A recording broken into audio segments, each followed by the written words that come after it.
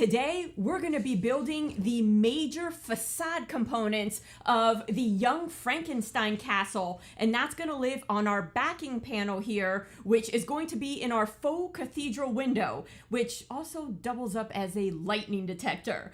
I'm Rachel DeBarros, and thanks for watching Gearhead Diva.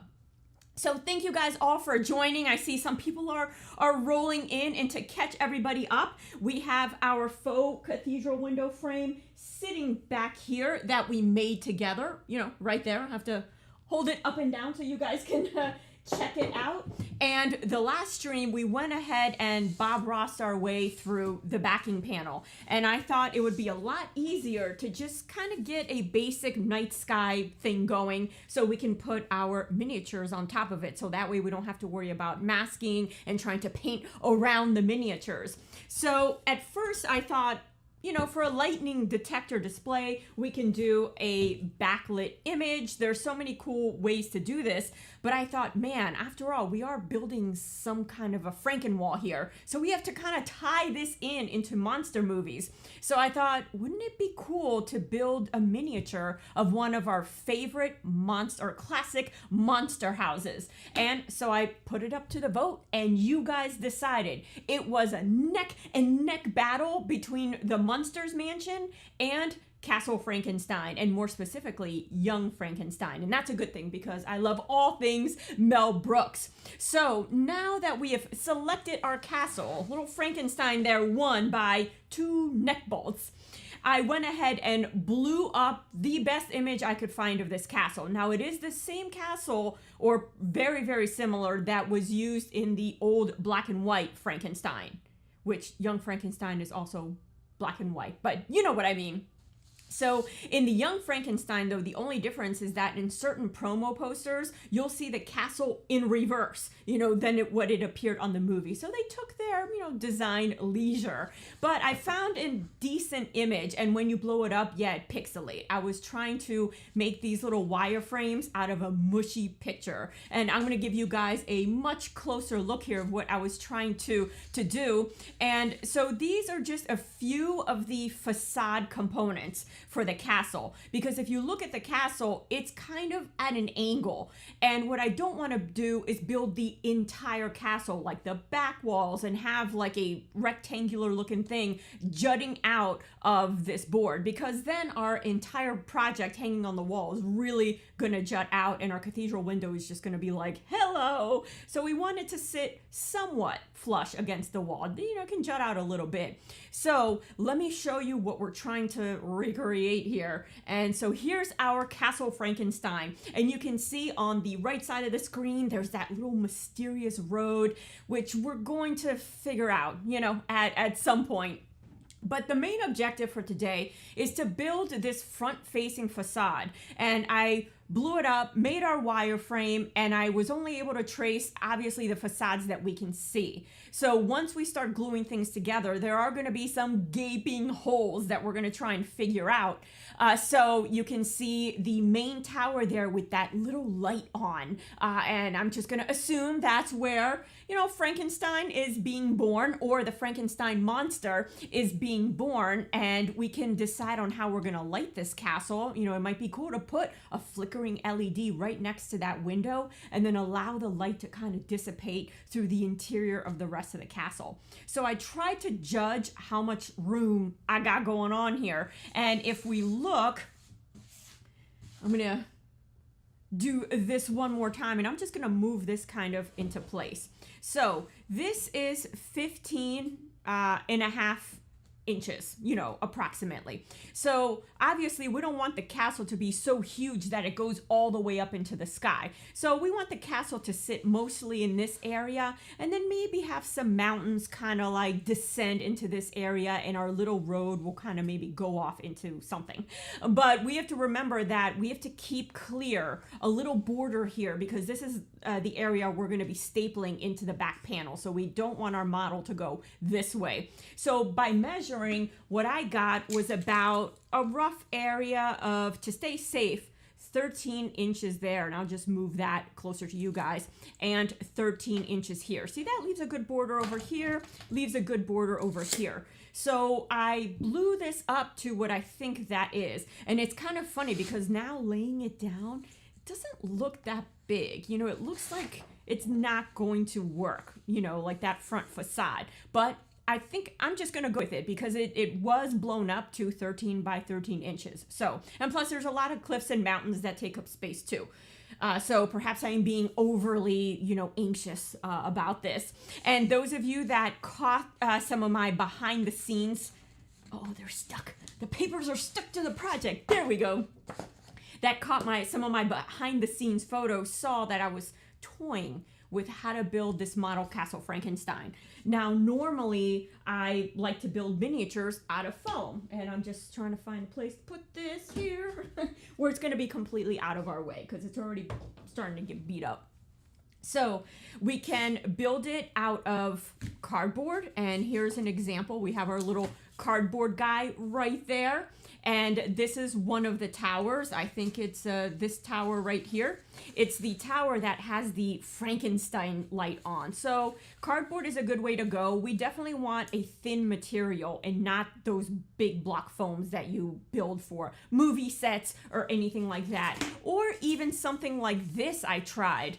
It's the thinnest piece of foam that I could find. But even trying to marry up two pieces like this ended up being a little fat. So this is the second attempted thing that I did, was to try this foam. And you can see by comparison, this piece is thinner than this piece over here. So I, in essence, went down and cut this in half so that way the width would be roughly half. And the way I did it was with a foam cutting tool. Now, you can get one that has this, and it's got various attachments. It'll run you 25 to 30 bucks. Now, if you do a lot of foam work, I say it's definitely worth getting. You know, we're probably going to use this a lot for our cliffs, but probably not so much for our house or our castle because there's a lot of fine details, and this melts foam like butter, and it's easy to lose control. So in essence, what I did is I plugged this in and used this attachment here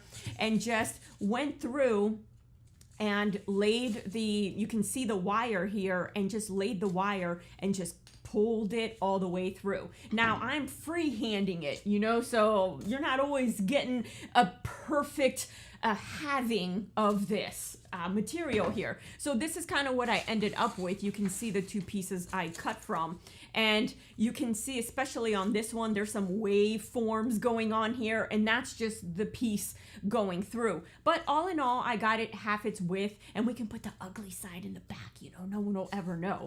So I have the cardboard option, and then I have this option as well right here. And I couldn't figure, you know, I tried to miter the edges a little bit so we can get a piece that, you know, kind of juts out the way it is in the picture, like that. And we can fill in any cracks with cement. And these are all great options. You know, it's kind of a drag having to cut this in half all the time. So I had another idea that, you know what? This doesn't have to be the most structurally sound castle, because it's something that we're going to hang on the wall and then kind of not touch unless we have to make repairs, of which we'd make in the back of the unit anyways. So I started thinking, you know, maybe there's something else that we can use, and I had to go to the dollar store anyways. So check out what I found. A $1 foam board core, just like you use for school projects. So you can see it's black on both sides, and it's got that foam interior, and it's rigid enough for us to be able to, you know, for it to be able to hold together, but not too rigid or fat such that it starts to make this thing, you know, cumbersome. So I figured, you know what, let's start with this foam board and see how that works. We can always, you know, fix it later.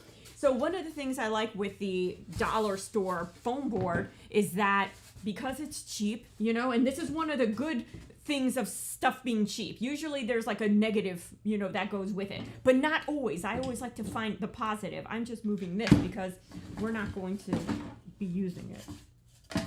And put it down here. Because with this little stick wand, let me show you what I tried to do. I'm just backtracking a little bit. If you look at these foam pieces over here, you see that I cut a roof piece here using an X-Acto knife or just a blade. And here I cut the same roof piece, and look how kind of, it's not really sharp. The details aren't sharp. And that's because these tools are much better suited to larger projects, you know, not something so fine and detailed. So we have our three options: the cardboard, cutting this bigger foam in half, and then using foam board. And I really think the foam board is probably going to be the way to go. So I'm going to clear a space for us to start working with our foam board. And as we go, we're going to refer to that castle picture over and over again just to try and get our angles right. And we're going to get most of it mocked up. There are going to be some blank areas, walls that, you know, you can't see in the picture that we're going to have to figure out. But I have confidence in us. The team effort, we are going to figure this out. So the first thing I'm going to do is that there's black on either side. Now, I guess it really doesn't matter what color you use. Heck, if you find red foam board. But I'm thinking for the back side, I'm going to leave the black on because when I put LEDs, maybe the black will kind of diffuse it in a more natural way, like a dark castle with the light diffusing versus the white, which is like happy and bright, you know, and Frankenstein's not all about that at all. You know, we don't want that. So in order to be able to shape our foam or create our cool textures, it doesn't really work well on this black. So I'm going to try and peel this black off. And remember when I was saying in this instance that cheapness is good? We're going to harness the power of this cheapness because check this out. I'm just going to start pulling on the end here. And it's almost like trying to pull on those double-sided sticky tapes. Getting it started is the worst. But once you do, the nice thing is, look, because the glue and the adhesive on this ain't that great, this stuff pulls off really, really easily. If you buy the more expensive kind, this is on there a little more. But, you know, you can still get it off. So I'm going to start peeling it off and revealing our foam. And I'm going to try not to damage it too much. Let me make sure there's nothing here that'll cut into it or anything like that. So I'm just going to, like opening a present, you know? We're just going to start to rip this off. And trying to be careful because it is dollar foam. It's easy to kind of like poke your nails in there and create unwanted textures. And for now, I'm just going to throw the paper trash here because, listen, we're getting towards the end of the week. It is shop cleanup day. That is coming up around the corner. And trying to get these started at the corners again, always the worst. So let's see, little double-sided tape situation going on. You know, and when you can't work a corner, you move to the next one, you know, until you've moved to all of them. And you're like, oh, now you got to start over again. So here we go. And maybe if I tear a little slowly and with less excitement, I might be able to get larger sheets out of this.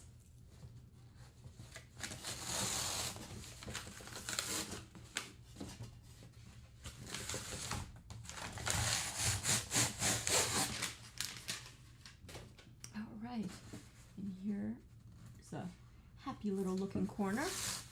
Let's start you. Oh, maybe that's the technique. You reveal an entire side and then we pull. Let's see if that works. Maybe not so well. I was excited there for a second. And here's a side that got a little bit banged up, so it's hanging on to that black paper. But yeah, this black paper is very flimsy. So that's why it's coming off so easy, but also tearing so easy. Not very thick. But listen, guys, dollar store for the win. That's usually how it works. The dollar store has powered many a project up in here. Oh, there we go. And I think if I get the middle nicely done, we can worry about the edges. We probably won't get all the way up to the edge with, you know, with our cutting. And I have a couple more pieces of foam board in case, like, this thing really gets botched up. Oh, this one's coming off as a nice piece.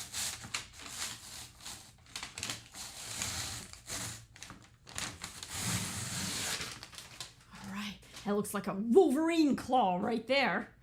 It's like there's no Wolverine in Frankenstein. Get out of here.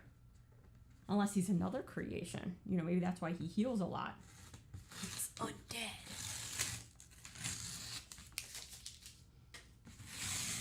All right, we're doing pretty well here.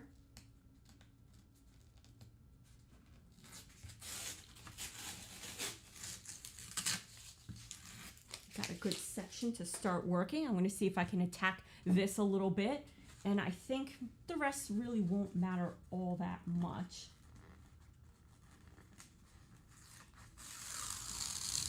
That's a nice one. Oh, darn. Come on now.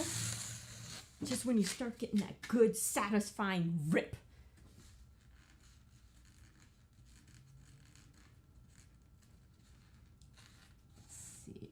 And I'm just adding texture with my fingernails on purpose. Thankfully, we're not building a modern chic architecture. We're building a crumbling castle. So some texture isn't going to hurt.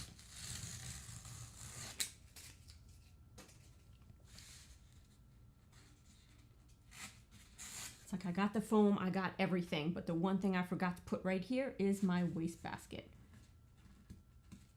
I don't feel like hunting it down. So, it's going to be a fun throw the trash on the floor day.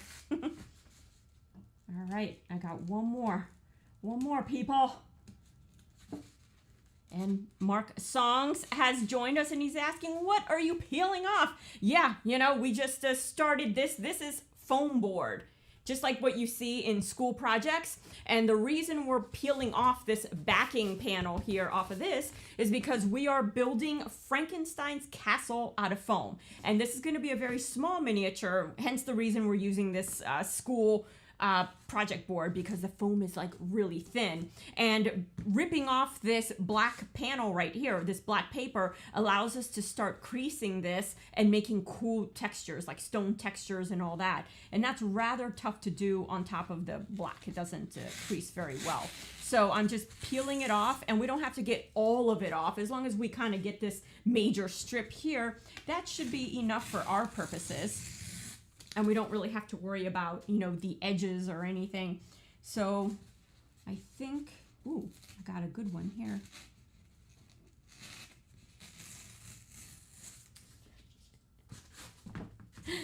Can you turn up the mic a little? Let's see here. I am at maximum, at least over on my end. But at the same time, I am in a garage. So Mark, you do have a point. And one of the big issues that we're fixing this weekend is this garage door, like right there. So anytime it's windy, like today is super windy, the wind comes and just kind of like obliterates the mic. So we end up, you know, having to fix a lot of audio afterwards.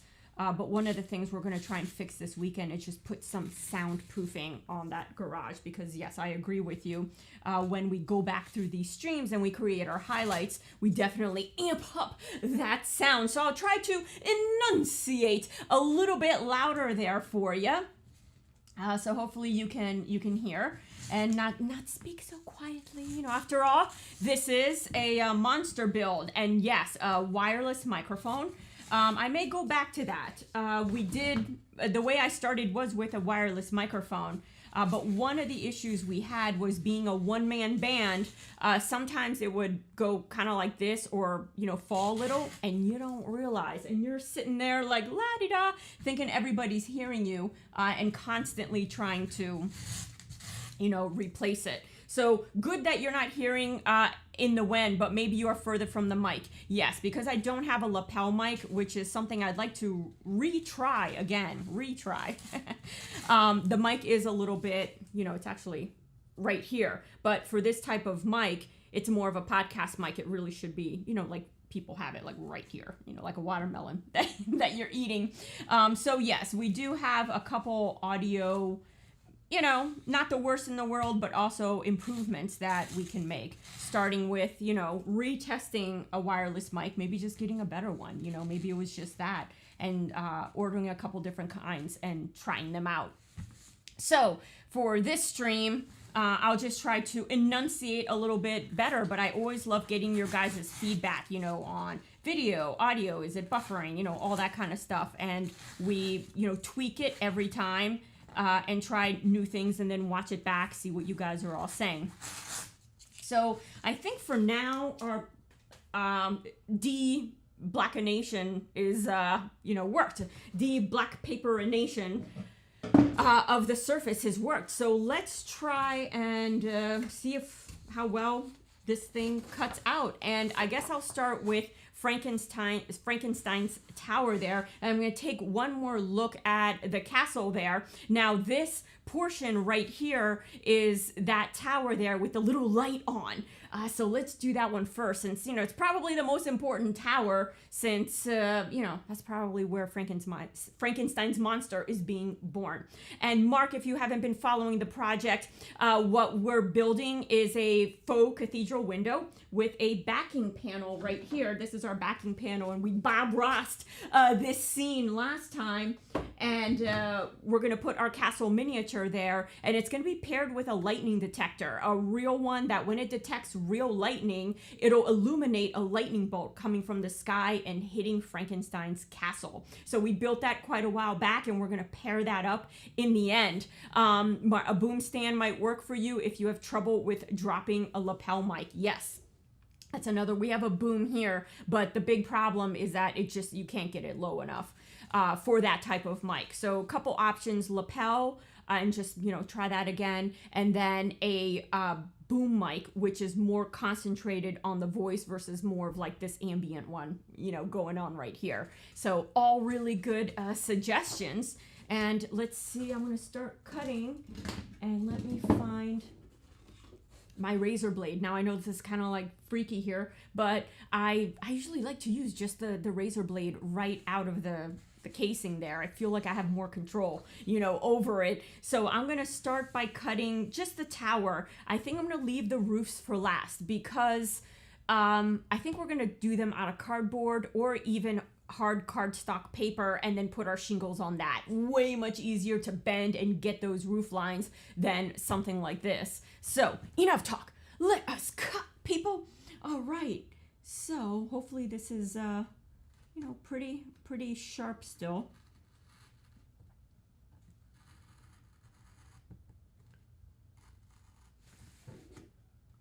I'm going off the line. No, color in the lines. Color in the lines. There we go. I'm going to go a little past my line here. And here's our other kind of roof line where it meets the roof. And I'm going to cut down the other side of the wall.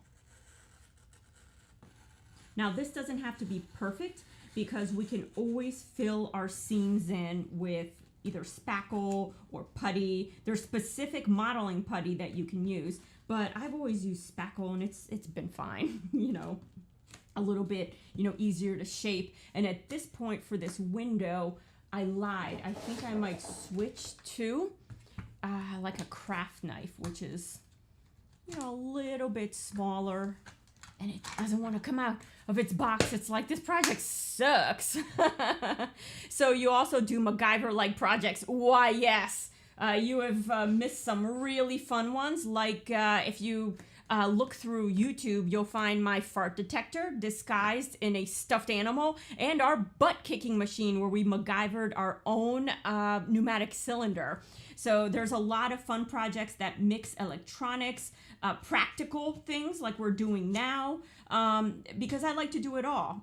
Woodworking, all of that. But it's nice when you can mix it all into the same project. So the fact that I'm having to saw means that the blade is not that sharp. You should just be able to slice it through like a pizza cutter, you know. So anytime you start to have to saw, it's time to change the blade. But I'm just gonna, this is such a tiny window, I'm going to go for it, you know. Saw that pizza instead of pizza slicing it. We're gonna saw this. And this little window, I might make it bigger. It seems like such a puny little window, but this castle is meant to be in the background too. So like in the distance, meaning. So that might just be what it is. I'm going to switch back to this one, and I'm making the final pass, clean cut, or, you know, hopefully clean cut. And one more here. Once you started feeling, getting like jiggly, then you know you've got most of the way through, or pretty much all the way through. And there's just a couple more sections hanging on for dear life. But I'm just gonna move this. See, we got our little template there, and you can already see some of this creasing here, and I got more board here, but I'm gonna give you guys a closer view of this creasing right here. Let me see if I can move my board. Oh, wrong way. And there we go. So we can see this atrocity here that's about to happen. And yes, Mark, we do all kinds of, there's a real-time face palms and fails. That just happens, you know, it goes with the territory. It happens a lot because we do this, you know, live, figure it out together, and everybody gets to participate. So, and then if this template works out, then I make it available, you know, so everyone can try and recreate this or make their own changes and say, hey, this is how I did it differently, you know, and probably better than I did. So those are always fun to see. And so we have our little piece there. I'm going to try and knock that window out. Oh, it's almost knockable. It's like a loose tooth. It's like a little loose tooth there. Let's see. So Mark is asking, what kind of electronics projects do we do? So we do a lot of Arduino, so a lot of SparkFun. In fact, our lightning detector for this very project is a SparkFun lightning detector. And so I have to get a emulator for it. I managed to set it off. You know, I came up with this weird combination of things in order to test it. Hooking up a bunch of electronics right near it, put it on top of a washing machine, and all of a sudden I got some lightning strikes. But here we go, our little window there, and then the black paneling. And one of the nice thing of keeping the black paneling is that you remember which side is which, because it's really easy to start getting things flipped around once you start having a lot of these pieces here. So in terms of electronics, we use multiple vendors, but SparkFun is, you know, definitely one of them as well. And I'm going to try and not waste as many, so I might even use that edge that I'm going to put it right on top of the hole, because that's one less edge I got to cut out. So I'm going to, let's see, where can you guys see this? Here we go. And so I'm going to use this edge that I cut out here, and then cut out this piece, and then we have our first tower there ready to go. And for this, I'm gonna stand up because it's a little far from me. So you know, when I stand up, I'm in business. So there we go. And oh, we got a curve. And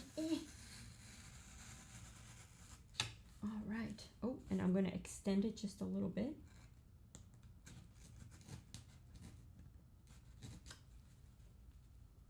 And meet up this guy. Hopefully my big old head is not in your way. And you can actually see. All right. So I have our little thing there. And perhaps going in with a finer craft knife is the way to go. You know, when you have like the cheap kitchen knives, you always gotta like flip the knife and look for the serrated side, you know, because like it kind of looks like the smooth side because it's not a very expensive knife. Same thing here, you know. I'm like, am I reusing the right side? Why is this cutting so poorly? So you can see here, when it bunches like that, it means that the blade needs sharpening, or, you know, just a new blade. But they do make sharpening tools for this. Actually, the slicing, which, you know, you shouldn't do, it's kind of like a no-no, it's actually working really well. I'm going to do the no-no. Sometimes breaking the rules, you get rewarded. All right, it's still stuck somewhere. It's stuck on the bottom. Yep, it's the right way. And I have a piece of cardboard underneath just to, you know, keep the blade from hitting the wood all the time, the wooden workbench, and dulling it out even faster. So here we have our piece there, and we have our castle piece right here. And they should theoretically go together like that. And, you know, see, there's a big old gap there. And so what I think I'm going to do is move this aside, just in case I jack it up. And yes, so Mark's song says there's an X-Acto knife sharpener. Yes, and they have the craft tool sharpener. So that's definitely on my to-get list. We're going slim pickings. And let's see, for today's stream, so this is the side I have to try and miter. So well, here we go. I'm going to try it with this knife first. I hear it going through the not concrete, oh my gosh, the cardboard. So that little piece there, so this should be more mitered, and we should start losing some of that gap. And I'm going to do the same thing on this guy right here. Or did I do him? Who did I do? They both look nice on this side. Let me do him. And it's okay if they don't fit exactly alike, because we're going to fill in a lot of this. So that's already looking pretty good. And that's probably the bend that we're going to go with. So it's not going to be too extreme. Because if we look at our Castle Frankenstein, it's mostly just that kind of quarter view. So we're not building the entire castle. We're just kind of building this quarter facade. So we don't have a giant castle that juts out of our, you know, faux cathedral window. It kind of sits somewhat flush against the back there. And along with this is part of a much larger build called our Frankenwall build. So we'll be doing Jacob's ladders, and we'll be doing Frankenstein bubblers, all with steampunk aging and all that stuff. So I love painting those effects. So I can't wait till we get to that point. You know, a lot of this is like the more tedious and, you know, getting all this stuff together. But that's looking pretty good. And I'm going to start putting the finished pieces over here, kind of like a bit off screen for you guys. But here's my piece. I actually printed out a couple different copies just in case, you know, it gets butchered. So the next one I'm going to cut, I'm not going to worry about the roofs for now. And I'm pointing to them, and you guys, what the heck is she pointing to? These roofs right here, I'm not going to worry about them for now, because I think I'm, you know, going to do them out of just the heavier paper stock, you know, along with this guy. So here we're going to do this guy and this guy. So here we go. And I'm going to keep these little templates too that we've cut out along. I'll just make a template pile and a foam pile. And then it's just about trying to figure out who belongs with who. So let me find that other blade. And, you know, it's not nervous or anything going like this trying to find a blade. And I may just need to get a new one. But I saved my dull blades because I am going to take your idea and steal it, you know, of getting a sharpener and just doing that. So that way I don't have to keep changing blades all the time. So, all right, let's do this little house here. And these are awfully tiny little windows. So we're going to see how that works out. And maybe I'll flip the blade this time and do this. And that's dragging nicely.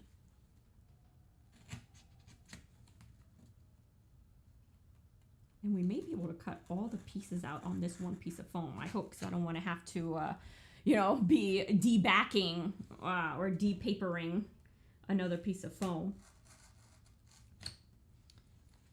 And I might exaggerate the cut there. So like I was saying in the beginning, these are the major front facade pieces.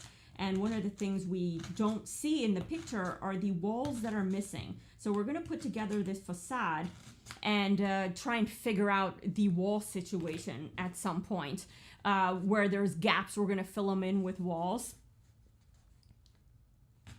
And this is probably, yeah, this is going through this like awesome. Be another like loose tooth. We'll just have to pull it out.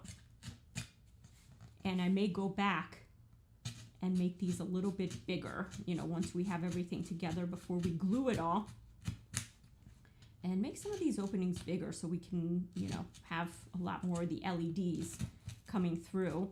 And so I think I'm going to do a starry night sky in our backing and have this kind of like not eerily lit from the back. And then when the lightning detector detects lightning, then we're going to have that big old lightning bolt made of EL wire is how I think we're going to make it at this point. And see how that looks. I think that'll look the most realistic lightning rather than little LED lights where you get the individual lights. That'll kind of not fool us, you know, very well. Whereas the EL wire, I think, will give a much more realistic effect. So I'm just going over everything a second time. And voila! And there's our little house. So let's see if we can get him out. Where'd my other razor blade go? There he is. And sometimes I find lifting the board is much easier, just doing that.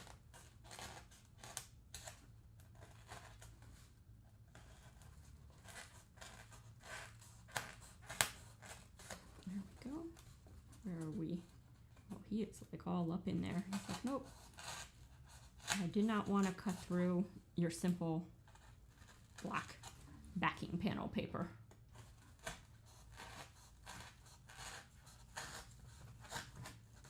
Okay, it's going to be time to switch blades here.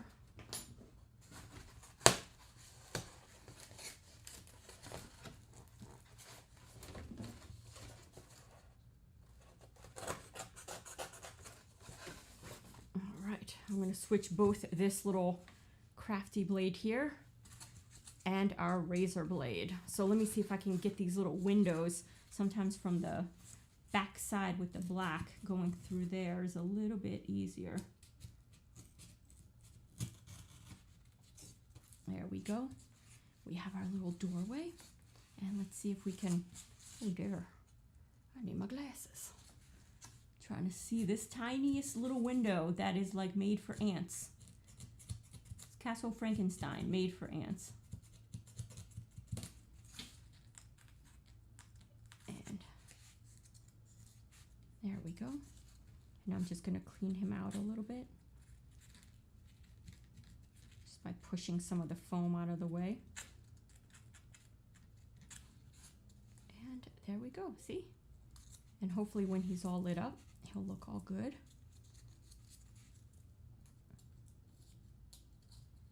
Just cleaning off all of the little major bits there. But all in all, not too bad. I'm going to put him aside. And we only have a couple more to go. And I don't know what happened with his little paper. But here we are. We just got this wall here to do, and like I said, let me grab another blade here. One of these fine blades. Let's see. Maybe this little thin one right here might be good for something like this. That's a good one too to poke through. All right. Oh no, the toughest part of the build. Getting this little plastic thing off. Most definitely. There we go. And which one did I say? This one? I believe so. All right.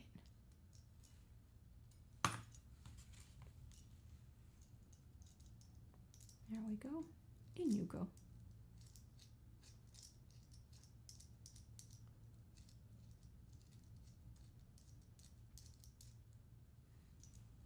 Stay there. Oh, this one wants to wiggle around. You are being difficult. Who will win? Looks like my cuff is not cooperating here. There we go. It's like the inside part turns and the outside, and only one of you guys is supposed to turn.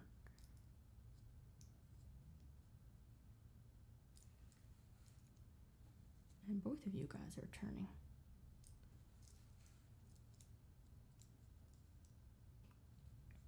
No, I am going to give up on you because you're just being mouthy today. There.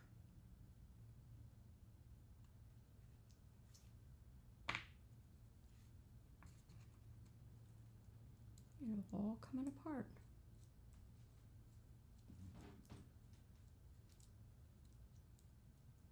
It's just not catching. Either that or I don't got my glasses.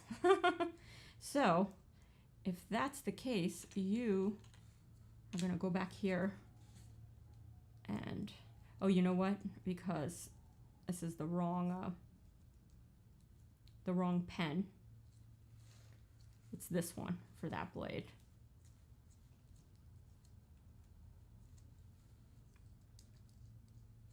There we go. See? That's what happens when you don't wear glasses when you do this. All right. So, where were we, people? Oh, and there's our little template hiding underneath. So I'm going to put him along with his little house there. And we're going to move on to the final piece on this page. And then we only have another page with not very many pieces. And we'll be good. So, let me grab this little guy here.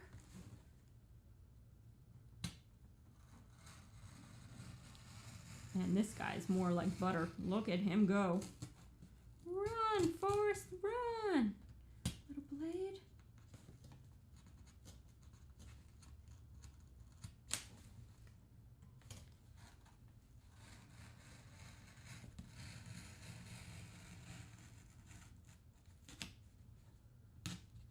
And we'll figure out which facade goes where by taking another look at that picture there.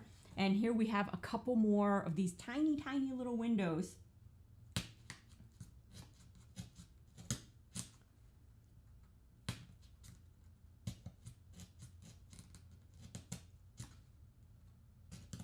For ants. Little ant windows. As long as I get kind of like an idea, I can fine tune it. But yes, these windows are like super tiny. And then once we see this thing together, we might decide to add more windows to the final build. Whoop. That one is not. Oh, he came loose. All right. So we should have enough of a line here to figure out what we're doing. And whoop, there we go. Get him going. Get him, oh, get him out of here.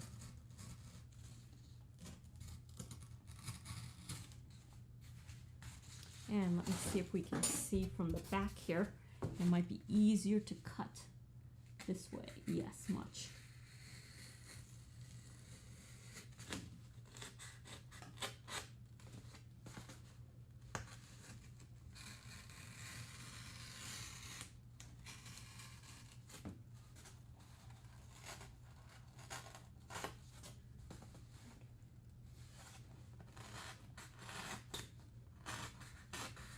Trying to see these little minuscule little lines here, but I see where the windows are, and flip it back around and find our guy here so I can cut a much deeper little, move that for you guys to see.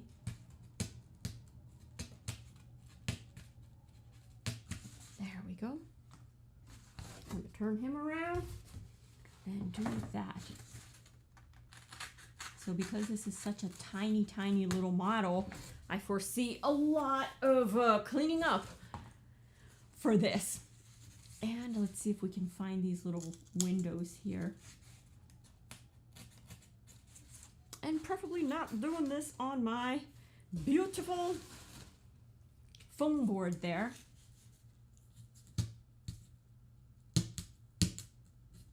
Let's see if we can free this window, this tiny little window, and see.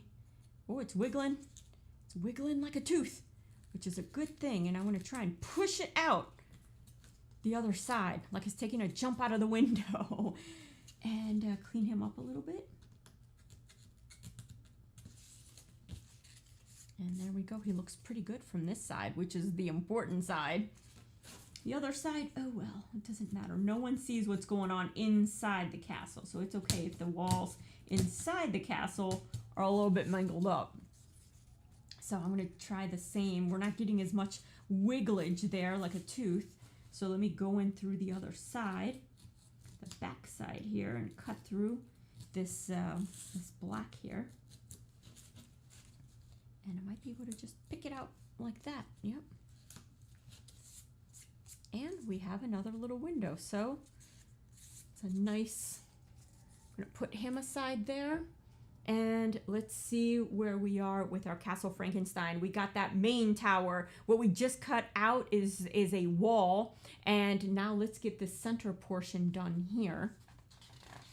We are officially done with one page, and now we have this little page here. And yeah, we're gonna have plenty of foam here to make tons of mistakes. Tons of mistakes.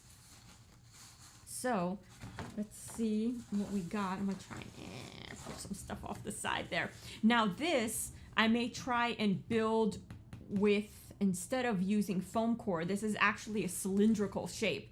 And so I have toilet paper rolls that we can try and cut out. It's not the most important component, so we'll come back to that guy.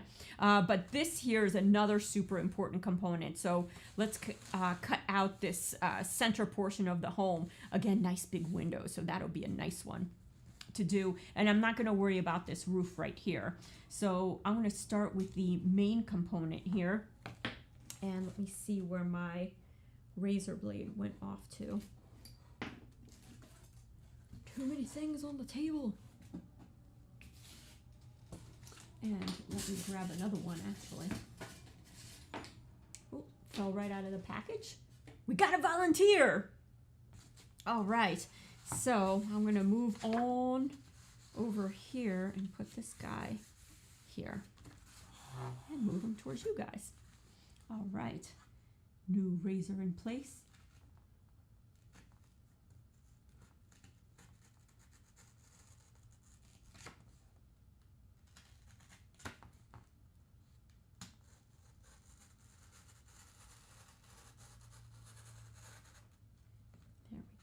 I'm just going to extend our line a little bit.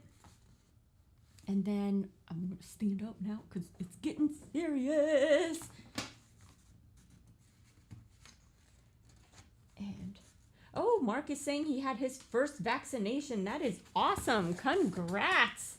Congrats, Mark. And yeah, I hear people feel a little tired. You know, their arm hurts, you know, a little bit from that. So have a good nap, and I'll see you soon.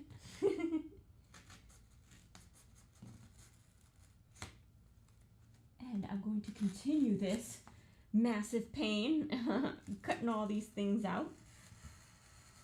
But once that's done, we'll be able to start putting this thing together and really seeing what it looks like. If we can capture that same perspective that we see in the picture, in the drawing there. And I'm going to switch to my smaller one here for these little windows right there. As Bob Ross would say, happy little window. And you can't just have, you know, one window. What about its friends? You have to have multiple windows.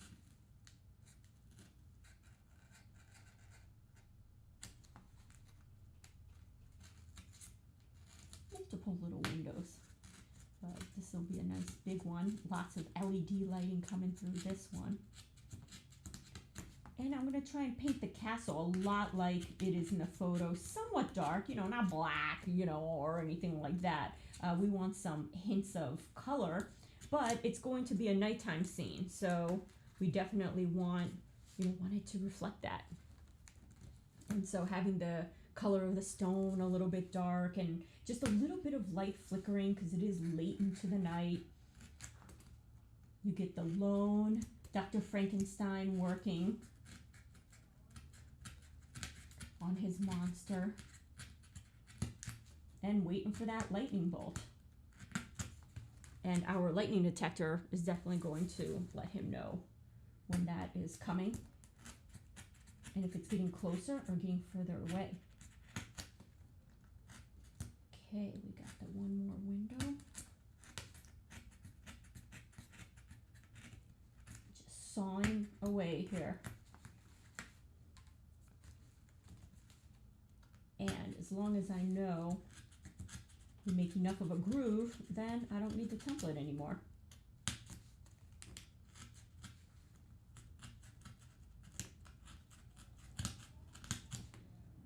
All right. So I think that should be pretty good. I'm going to remove the template and see what we have here. It looks like a bizarre castle. And I'm going to move our two little blades there, and I'm going in with the big blade. And I'm going to lift our piece a little bit just so the blade goes through, all the way through the black on the other side.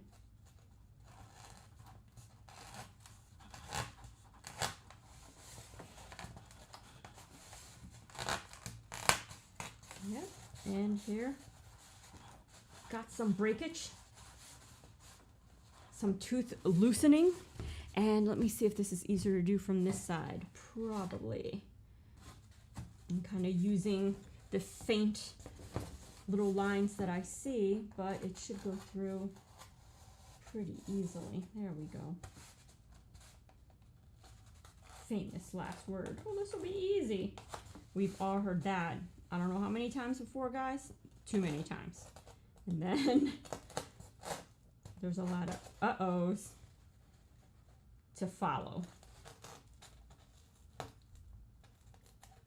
Okay, so that seems like it's doing okay. So I'm gonna flip it back over, blinding you guys. And this side didn't cut very well. So as much as I said dollar store foam board being like, oh, it's easy to take this off, it'll be easy to cut through, not so much. I actually had a much easier time cutting through that pink stuff or that purple stuff than I am cutting through this. This is actually pretty hard, and this is a brand new blade, so there should be no issues, but we got issues going on. All right, and almost out. Come on out.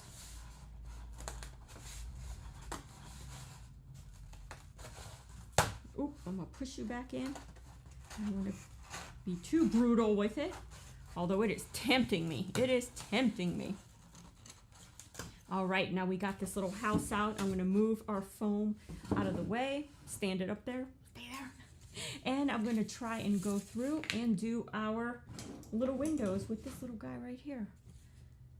So I've learned it's really not the sharpness of the blade. This thing binds up regardless. Even with a new blade.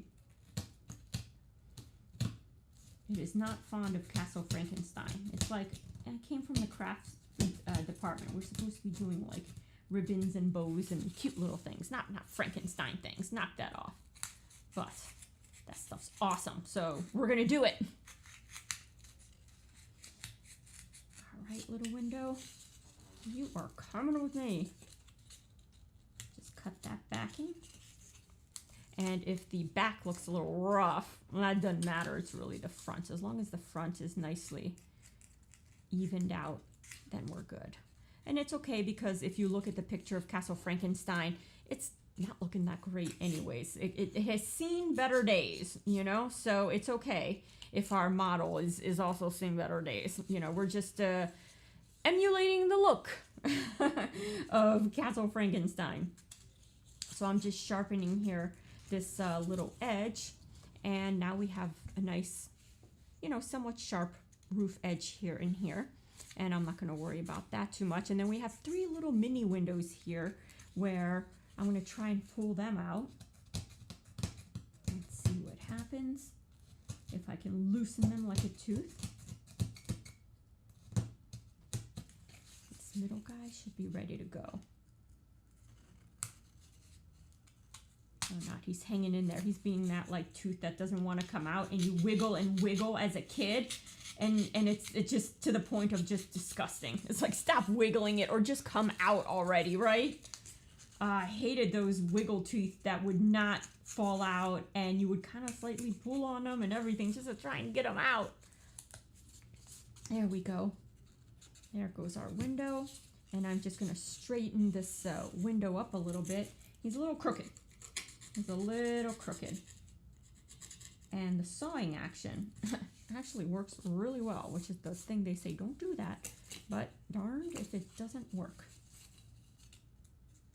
And it's not really mangling our piece. So I'm going to go for it.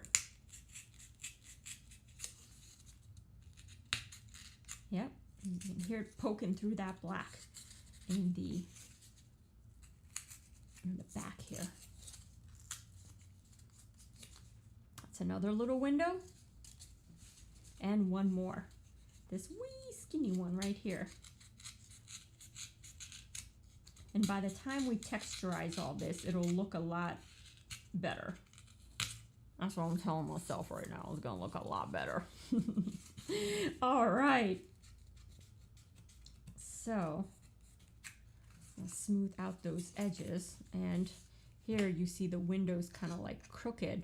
But I kind of like it. It's got a Tim Burton-esque, you know, type of vibe, that shape to me. And I know you guys are like, what is she talking about? This thing looks like kid craft, you know? But we're going to keep going with it, because oftentimes, every time I look at a project where I'm like, ugh, this is looking awful, you know, and I want to give it up, and I just want to toss it and pretend it never happened, and then burn it too. Might as well burn it. So, you know, there's absolutely no evidence that this thing ever happened. But you keep, you know, fiddling with it, and it ends up looking better and better until you're like, wow, this doesn't look like at all how we started the project. You know, it made a complete turnaround. So we have our little front portion right there. I'll hold him here where you can see, and I'm going to put him in our complete pile along with our little template here in case we have to cut it out again because, you know, we screw it up later down the line. So let's see here what we got going on. We just got a few more things, and let me get this out of the way before I put this right on top of it like I am known to do. And I'm trying to keep these all clustered pretty together so that way, you know, I use up the least amount possible and we always have a lot of spare to grab from. So let's do, I'm not going to really worry about that steeple, but we got this little guy right here, and his little roof line I'm not going to really worry about. So let's just do, and you know what, I'm going to try this. I'm lifting the board a little bit so I can in essence saw all the way through, because that actually worked pretty well. There we go. And I'm going to saw here.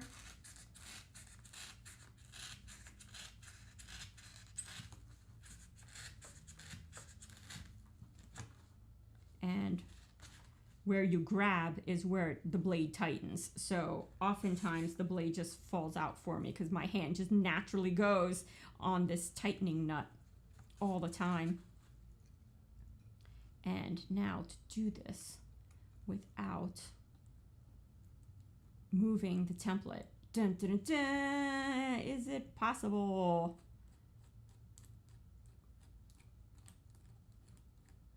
Don't know. Come on.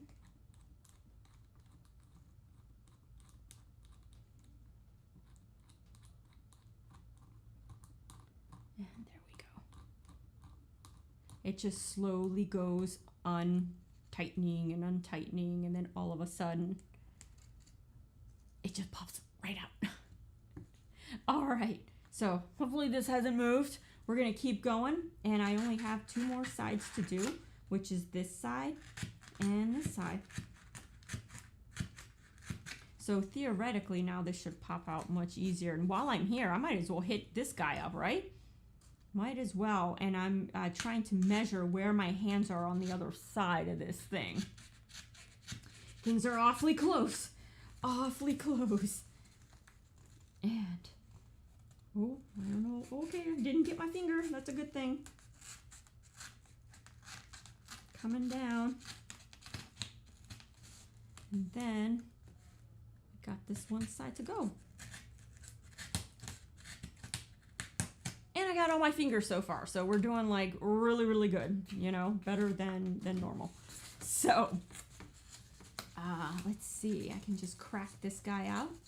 And yeah, that seems to be a good technique, is lifting the foam and slicing right through. And where is he stuck at? Where are you stuck at? I'm gonna put you right there for now. Now I'm going to unstuck your little buddy here. And trying to keep these together. This is the toughest portion. And that goes right there. So I'm kind of building up a collection here of little template pieces. And let's see, I am squeezing it in.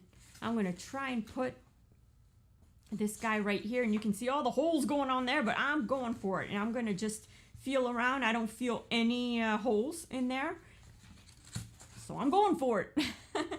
And let's see, I'm going to start with this guy here.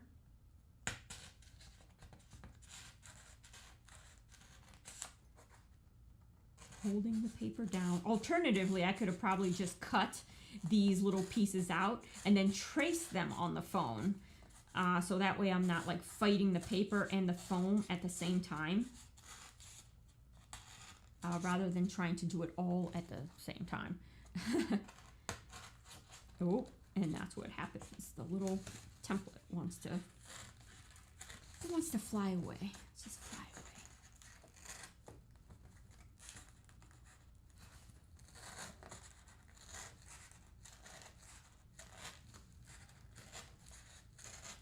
We're going to have most of our pieces done here.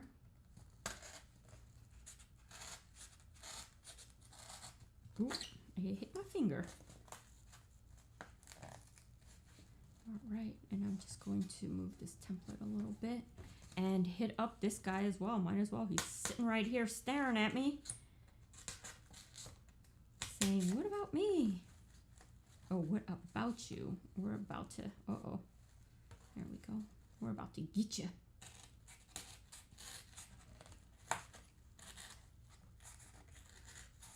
Wait, it's one less side to cut. Look at me. Trying to be all efficient and all. Not cutting templates. Trying to mow through the whole thing in one pass. Yeah, efficient or just making things way harder for myself. I don't know. You guys decide which one it is. All right. Let's see. We got our 2 here. This guy came out. I'm going to put him right there. And let's see if I can fight the other guy out. And there.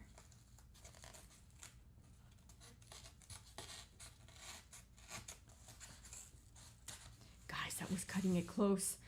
Look at all that. I could have run out of foam, but I didn't. I was rewarded for my, oh, I'm going to keep this little template there. And keep these little templates. Because we can always match up, like if we get lost, like, oh, okay, this piece goes here and this piece goes, there, or vice versa, something like that. We can figure it out. And let's see, what else we got? What else we got? We got this piece here, which I could almost just kind of do this. and then cut out this piece right here. Oh, I might do that, guys. I might just do that. Yep, there I go.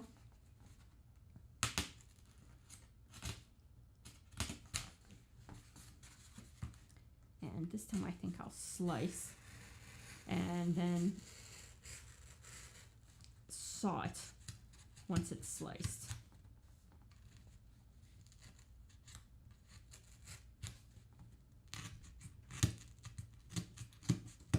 There we go.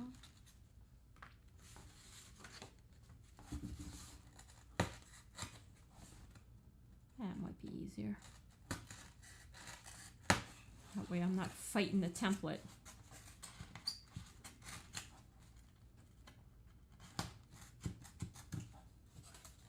There we go. And this goes with our little house. So I'm putting them all together. And then we just have our bridge here.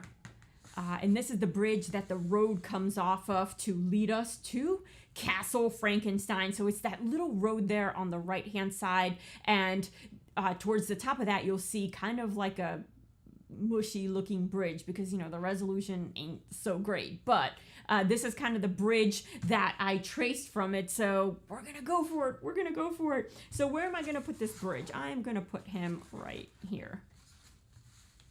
And carve him over here. And we're going to skip this little guy for now. Move him slightly over, and I don't feel any holes. So hopefully we have enough styrofoam or foam. This is not exactly styrofoam. The stuff that you cut and it just goes everywhere, like little peanuts, miniature, little styrofoam dusts. Whoop. Almost went off the line. And this one has a funky little curve. Let's see if we can imitate it. And I think we did. There we go. I'm just going to cut the main shape of these. I guess they're not windows now. These are archways. So hopefully the night sky will illuminate them.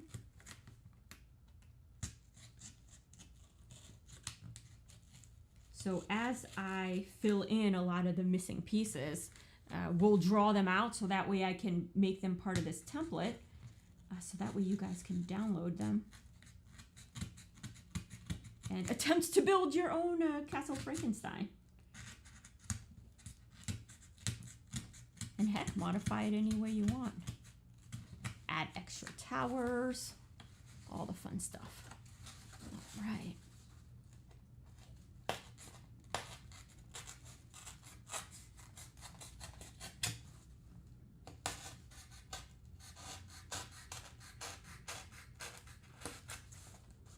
Go.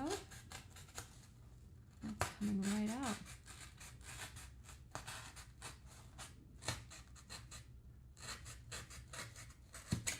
It's satisfying listening to it, go right through that black. You can hear it slicing right through. That archway is going to come right out.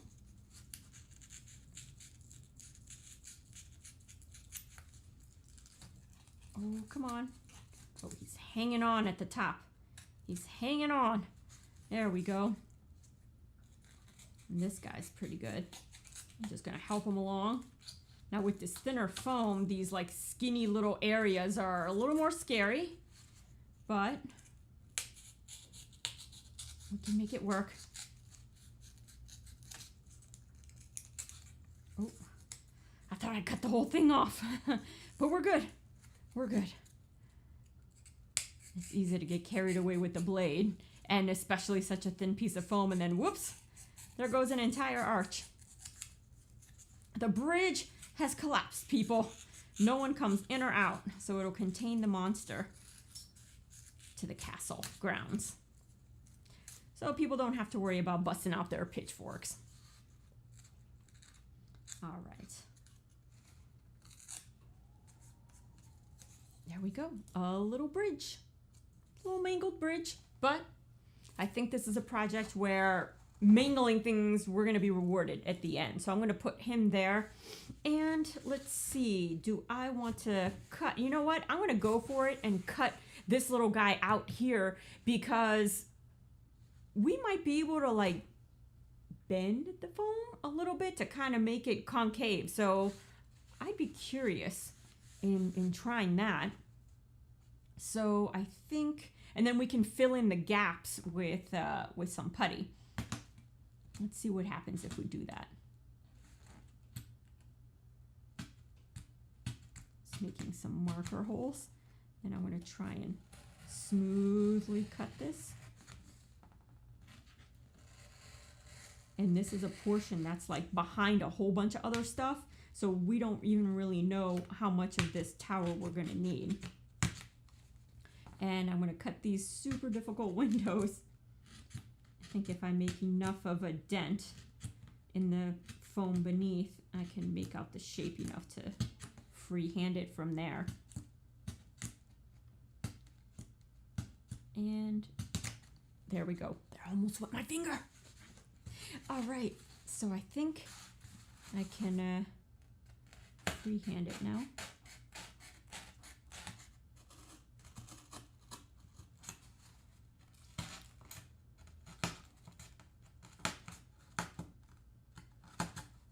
Ooh, look, I was very close to not having any foam. We're taking risks, people. Taking names at the same time of taking these risks. Uh-oh, my blade's getting loose because there I go again. There we go. Let's see if I can pull this guy out. Oh, he's stuck at the bottom. Stuck at the bottom.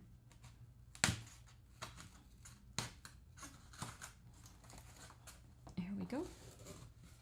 And I'm gonna just put this aside and see if we can get these windows out.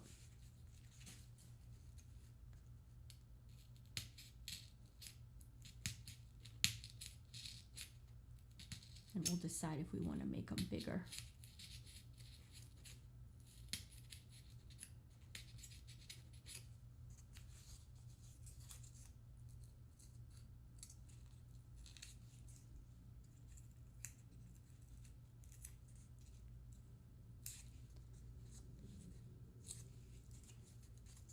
All right. We got one little happy window right there.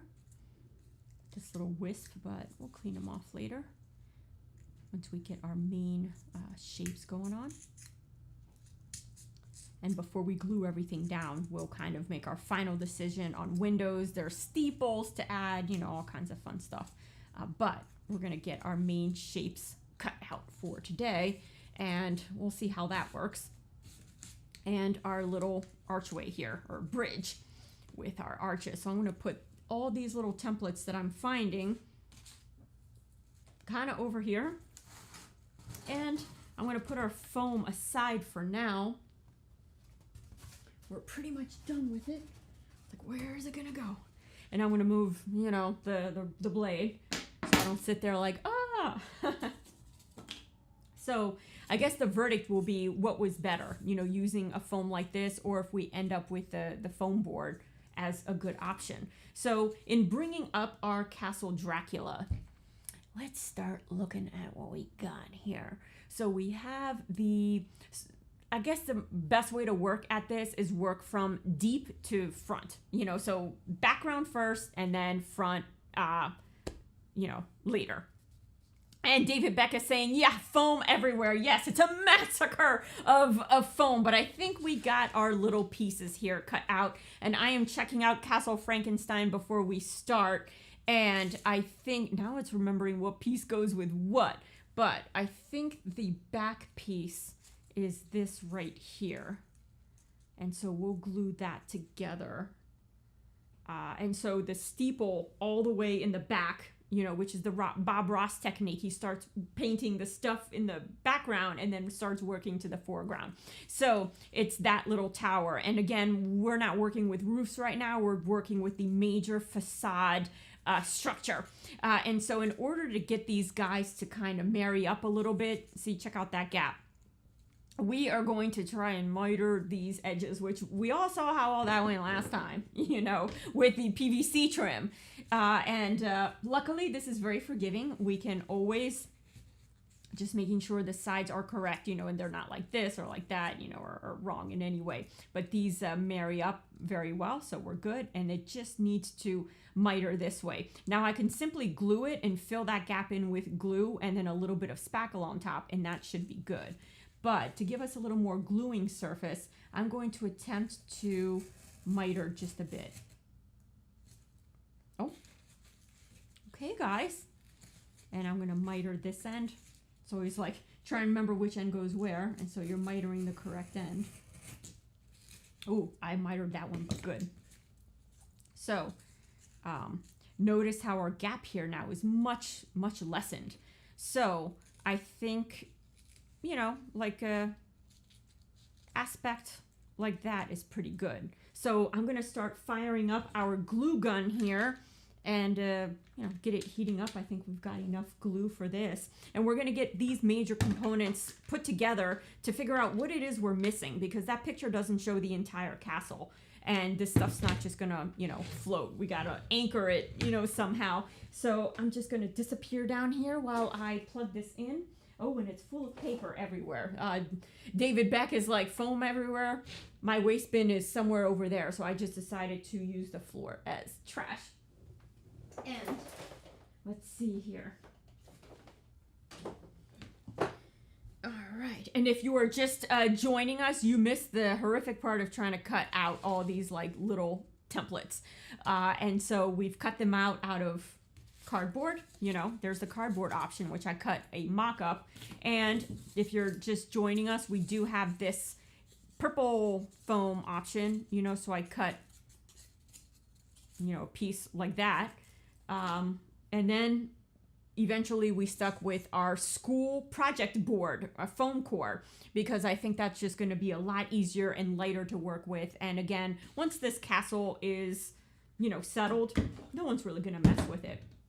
So it's not like a miniature that you're playing games like a Warhammer or anything like that where it's being handled a lot. This is not really. Once it's in the frame, it's just there to look beautiful.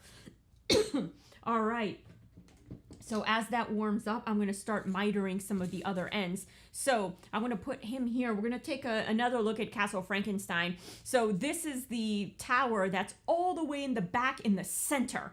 And of course, he's missing all the steeples, all the cool parts for now until we get these dimensions right. And then we'll start adding that stuff.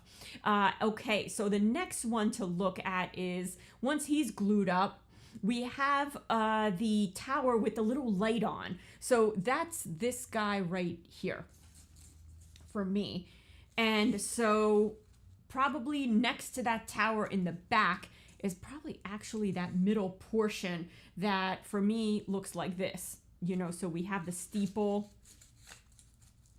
in the back, and then this is going to be, you know, kind of in this here. And I know this looks terrible right now. It's like, this is not going to come together, but we're going to force it to come together, and we're going to get these main components done and then, you know, figure out the rest as we go. So let me take another look here. Wow. Oh, we're almost there. It's getting a little squeezy. So when it gets a little mushy there, the trigger, it means we're almost ready to go. So that steeple in the way back is where we're going to start. Then kind of to the right diagonal bottom is, let's just call it the center of the mansion. And that's got a whole bunch of little steeples coming off of it. And I'm going to handle that later as well. So we're just going to deal with that main facade. And then to the left of it is Frankenstein's, I call it laboratory tower, you know, because it's got that little light on. And then all the way to the right, it's kind of a smaller part of the mansion that leads to the road outside. And you have that winding road that comes off the mountain. And then we're going to be marrying up this castle with a cliff. And we're going to, you know, use this purple foam for that, you know, because it's much thicker, too thick to build our castle, but perfect for cliffs and things like that. So, all right. Come on. And we did not on purpose cut out our roofs because I think we're going to end up using this very paper to form them, or a little bit of cardboard because it bends a lot easier than this without leaving creases. So we're leaving all that off. So we're doing like a very minimalistic castle, and it's not, I don't expect that it's going to look like much, but it's going to give us the foundation, and then we're going to build up from there. Plus, I end up building a lot of feature from spackle, you know, anyways, and then kind of carving out what I want. But we are going to age these surfaces before we, you know, get them glued together. So actually, we can start doing that for this very first steeple here. Let me keep the orientation, and it's actually like this. So David Beck is asking, will the lab light flicker when lightning strikes? That's a good idea. My original idea was to have kind of a constant, you know, so I can turn this on when it's not lightning. I would like it to do something, you know, and not only light up when the lightning goes off. So I thought to keep the that little light in that really bright window flickering, and then hopefully have that light spread out to the rest of the Frankenstein Castle. So kind of the whole thing is kind of glowing a little bit, but more concentrated in that window. And that's going to be like the everyday type of scenario. And then also with some ambient LEDs around the housing of our faux cathedral window. And then when the lightning comes, all that can go dark, and then have our EL wire bolt coming down. And then I'm thinking of putting some flashing LEDs in our puffy cotton clouds that we're going to be creating.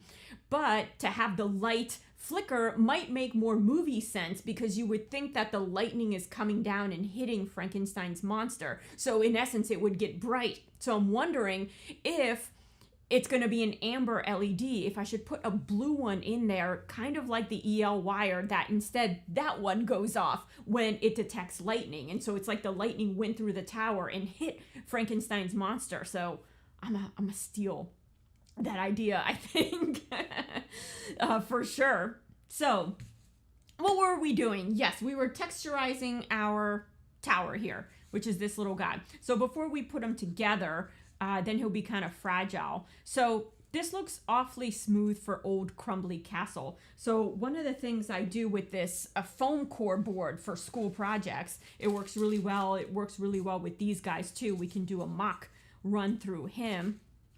And I have here, I crumpled up a piece of aluminum foil, you know, and usually you can use the thing you're trying to texturize and press it down on foam. So if you want a stone finish, go outside, get some rocks and start mashing them on there, or stick these in a bag full of rocks and shake them. But using just a little bit of our tin foil, I'm just going to start to roll it. And then I'll give you guys a closer look at this before I do the other one. And just kind of roll him like that. Not too hard, because this is, I've already gone probably a little too hard. But let me show you guys what this ended up looking like. And zoom in. So you can already see here, it's got dimples in it. So it's going to look more like stone than this, you know, really styrofoamy looking thing. So I'm going to continue rolling him. Get a couple rolls. And maybe just padding works. Yeah, padding works way better, because these pieces are just way too small. So let me back up just a little bit. That's too close. That's too close. And I'm going to go over here. I'm going to migrate over here. So combination of padding and rolling. All right. So now we have two kind of well, you know. Oh, of course, I'm hiding it more. I'm hiding it more. So after that is done, let's put some like little miniature bricks. Yeah, let's put some tiny like little miniature brick indentations. So how am I going to do that? Well, let's see here. I'm going to bring this over here where you guys can see it. And let's start with this big old piece. And we have kind of a curvature. I'm just going to follow this line here and just use my pencil. And we're far away, so we don't want a ton of detail. Maybe just start to kind of make a stripe like that, and a stripe like that. And we're just gonna keep this kind of And all I'm using is a mechanical pencil with no lead at the end. Look at that, it's just blunt. So taking a blunt, and I'm keeping the lines spaced close together because this is really far away. It's not like you're going to see every individual brick.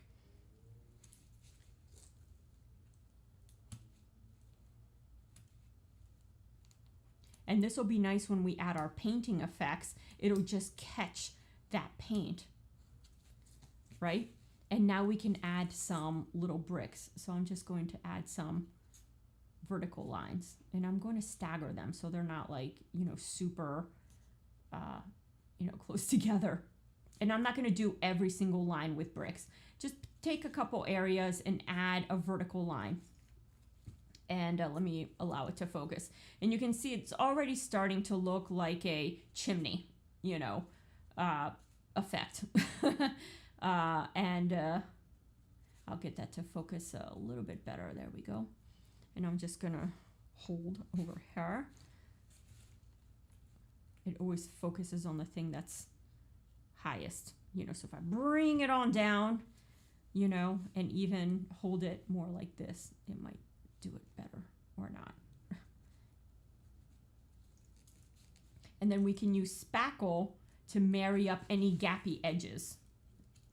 And once this is done, I'll kind of show you guys how it ended up looking. So let me zoom on in.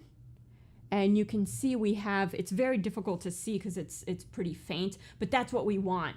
If we were building a very close-up detailed castle, we'd make these grooves a lot deeper. But when you're looking at something from a distance, it looks kind of fuzzy. So as long as we have some rock textures going in, we see hints of lines and bricks and castle stone, that should be enough. And I'm just gonna back that on out a little bit. And so we have this guy done. I'm gonna put him aside and do this guy right here. So same thing, he's gotten a nice beating from our aluminum foil. And now I'm just gonna follow his top here and make some lines like that. And it's almost easiest to kind of just dimple it rather than the way I was doing it.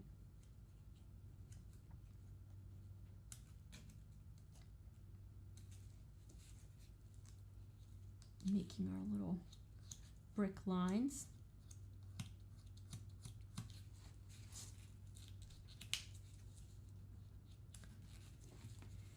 And like I was saying before, I made this template. If it ends up like working out, then I'll just put it there for you guys to print out if you want to make your own castle Frankenstein. And here I'm doing like the verticals of the bricks, or I guess castle stone. And because this piece is not very big, it's not going to have that many visible stones there. And I'll give you guys a close-up there. Whoop, wrong way. That's not a close-up. So I'm just going to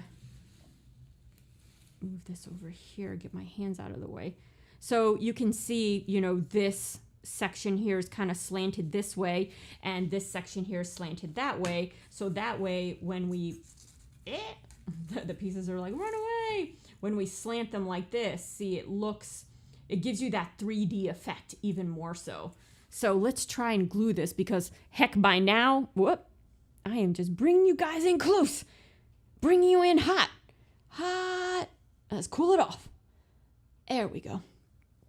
And let me switch you guys here. And so theoretically, this should be good. So, oh yeah, it's already coming all out. All right, so switch visions, and here we go. I think I'm going to glue the big onto the little. And, ooh, this is going to get on my fingers. And I'm using my tiniest little nozzle. And using just very little glue, because this thing's not going to be handled very much. And it would be helpful if I were over here. Nice, so that set up pretty nicely there. The magic of perspective. Yes, David Beck. Totally, this is my first perspective foam build. And I'm kind of like, I was thinking it was going to be easier because we're not building a whole castle. We're just building the facades that we see. But I don't know. It's kind of turning out like it's a little harder doing it that way. And I'm just going to add a bead of glue kind of on the inside here to give it that strength just a little bit so it doesn't get crunched. All right. And we're going to go roofless for now. And I'm going to put this guy, I guess we don't really need this anymore because we're not cutting. Put him down here with my trash pile and see if I can, without getting splinters. Every time I do this, it's like, ow, ow. And then you're sitting there with tweezers trying to get them out. All right. And also moving the razor blades in right onto the razor blade. All right. Safety is our #1 priority here. Not so much. So I'm going to start laying this out as we build how I think this is going to work out, you know? So far we have this guy, and let me start building him over here.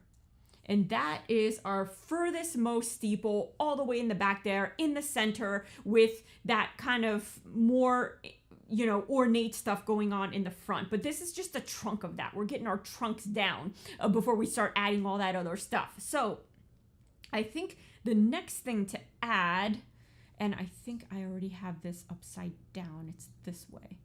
Yeah. Oops.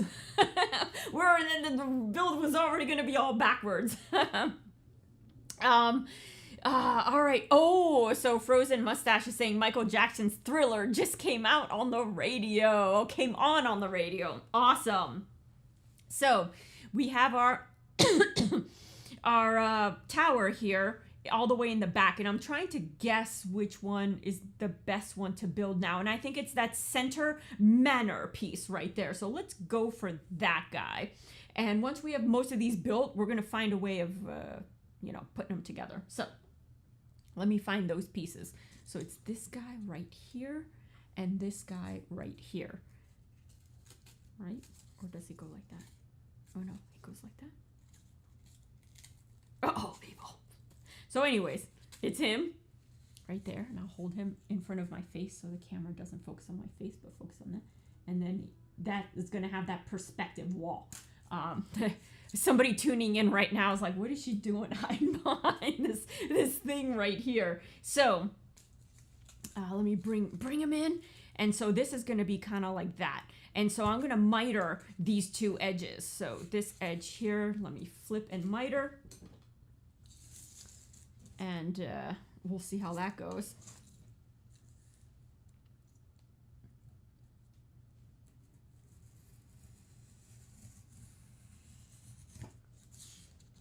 And there's a lot of cool details that, you know, I'd like to add. Let me just make sure. Yes, so then it's this side that needs to be mitered. Uh-oh.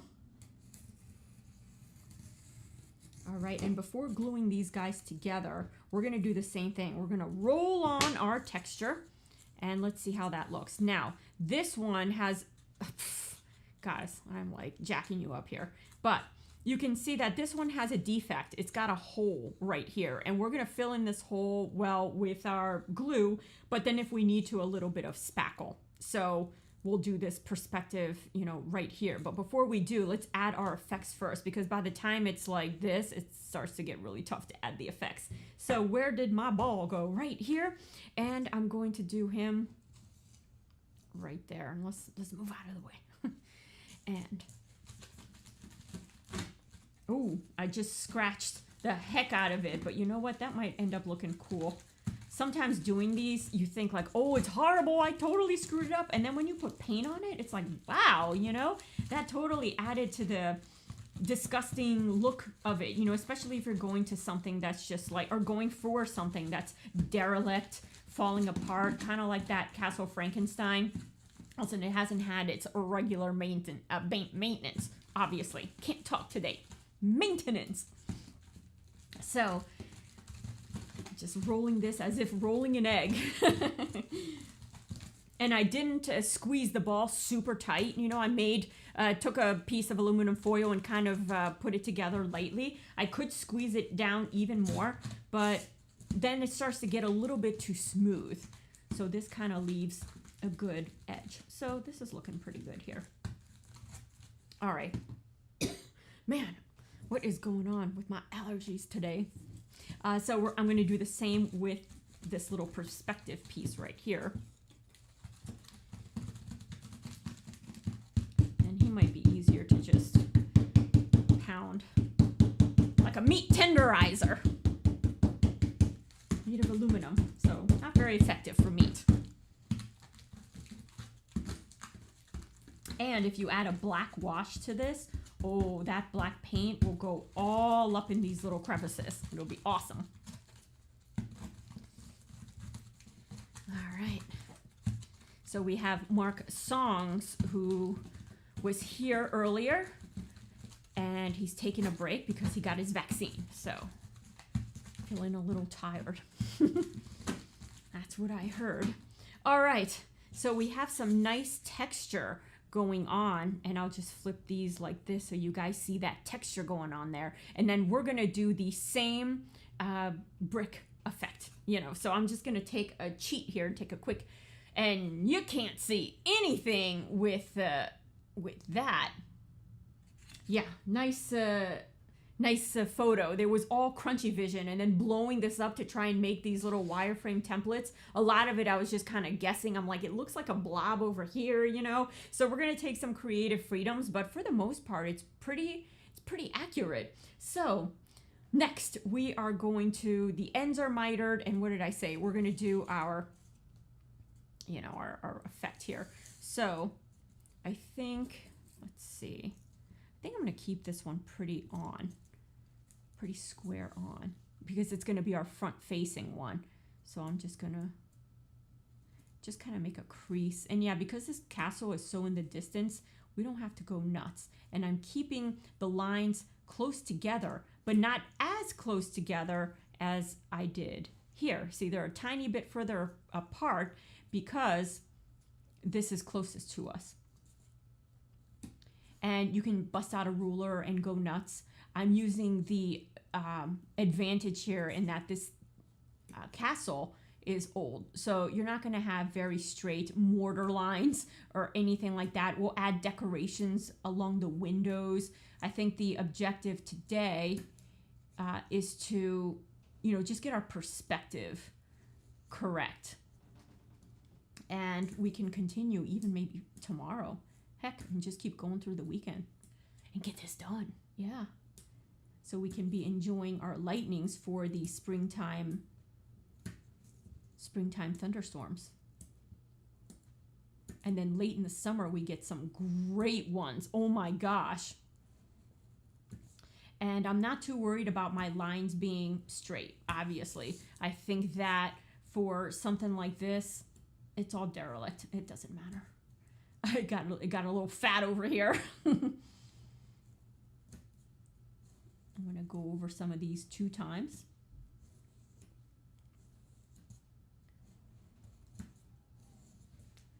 Just to get it a little bit deep.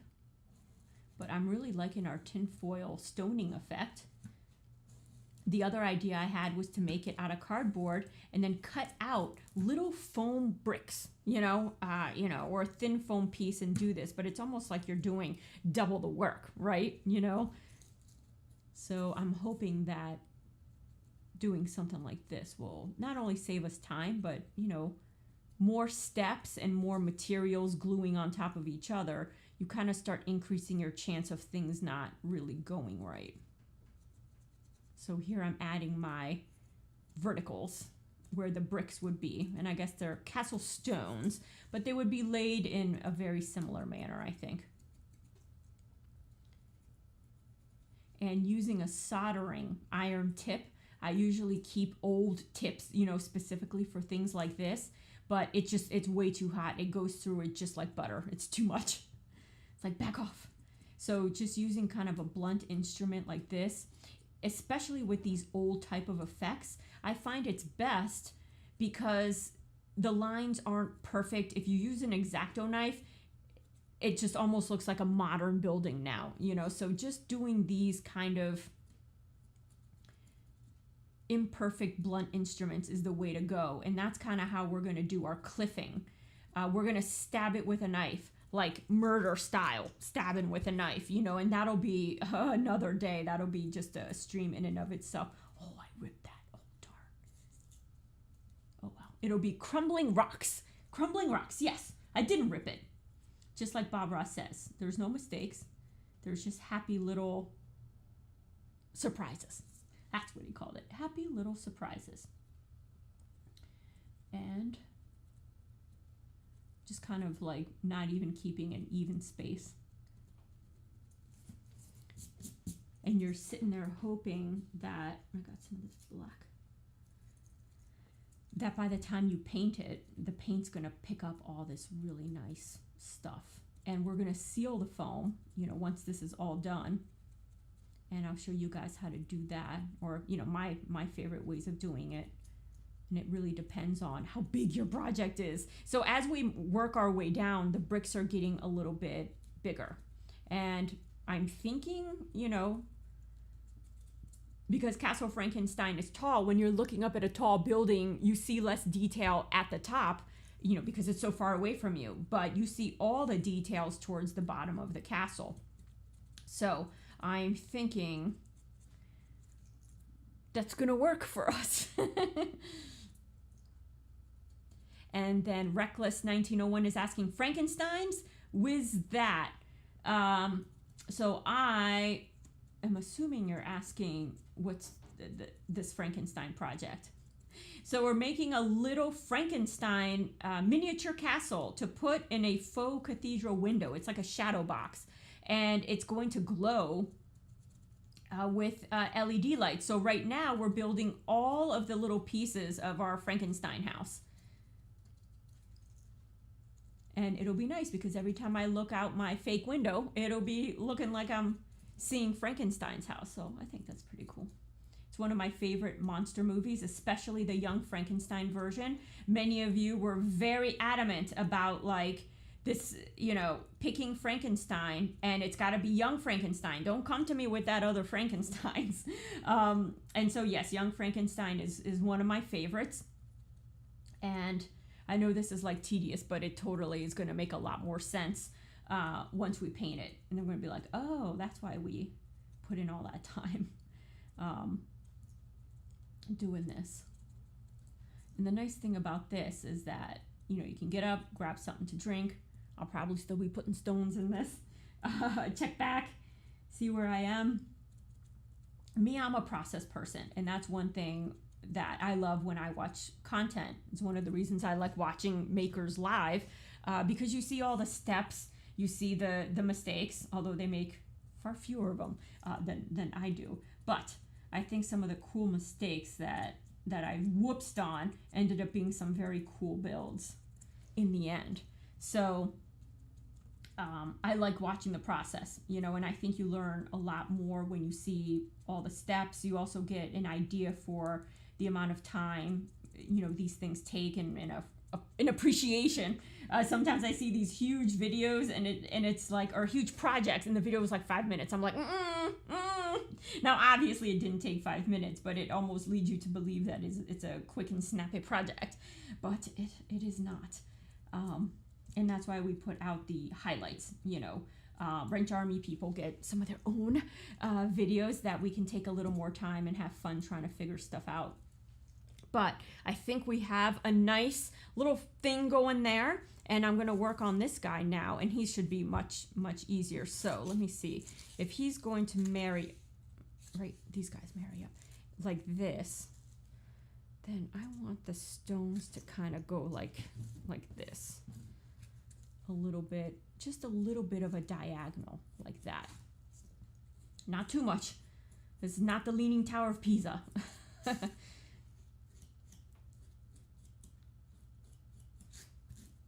coming down.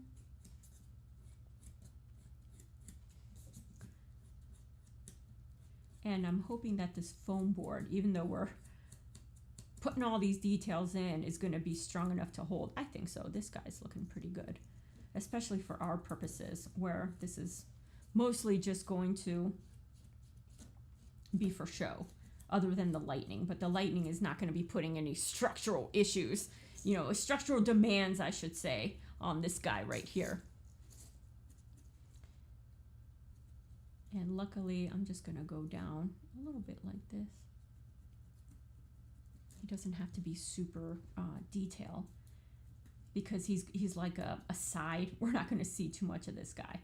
But at the same time, we do want him to kind of carry the stone. We don't want him to be like super smooth, and then the wall he's butting up against is all detailed and beautiful, because then he'll stand out for all the wrong reasons.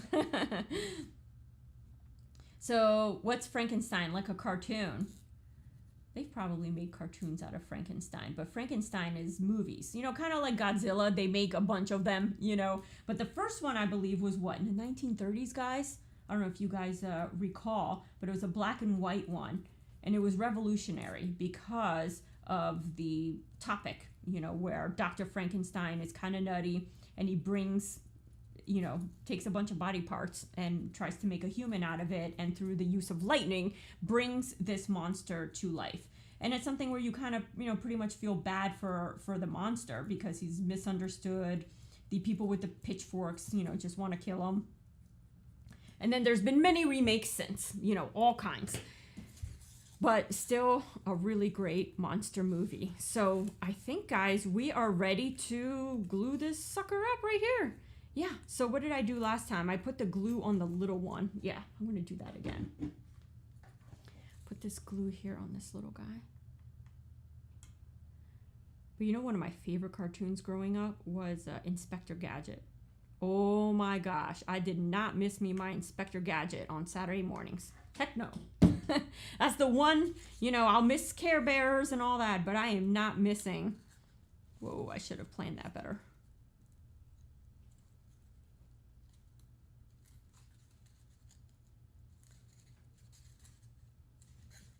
Okay, he's got a couple gap issues, but nothing that I think we can't fix later on. And I didn't glue enough over here. But yes, Frozen Mustache Boris Karloff was awesome. I was going to wear my Frankenstein shirt, but it's kind of cold in the shop, and it's a t-shirt, so I decided I'll wear it next stream. All right, I'm going to break this apart a little bit because my glue... Ooh. So yes, David Beck confirmed it was 1931. Yeah, I figured it was sometime in the 30s, given the technological look of that movie. But it was still great. A lot of those, like Werewolf, a lot of those Nosferatu, those early movies are great. The storytelling is great. And sometimes with the older movies, they're not relying on CG effects. So it's like the actors and the story, they have no other recourse but to be good, you know, because you don't have all that flash and all that stuff. And so the characters are really great, endearing, you know, like the Munsters, always one I felt bad for.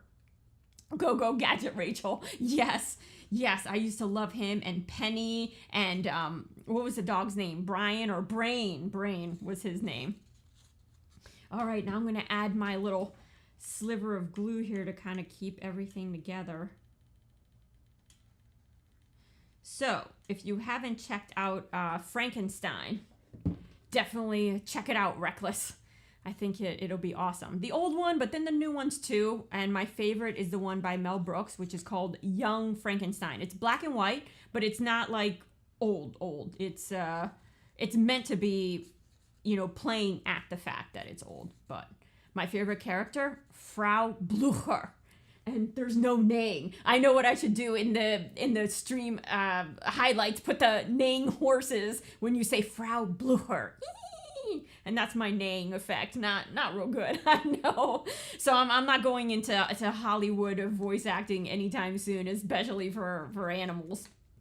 All right, after getting glued totally on myself, we have a nice little perspective castle. So when we put both of these guys together, he goes here and this guy goes here like that.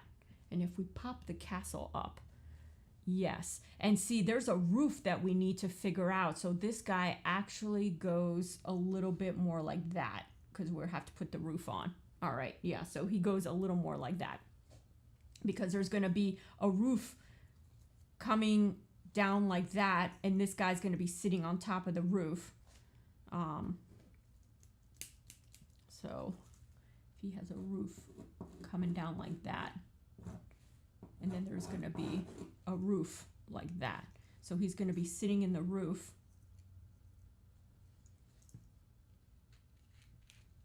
Yes.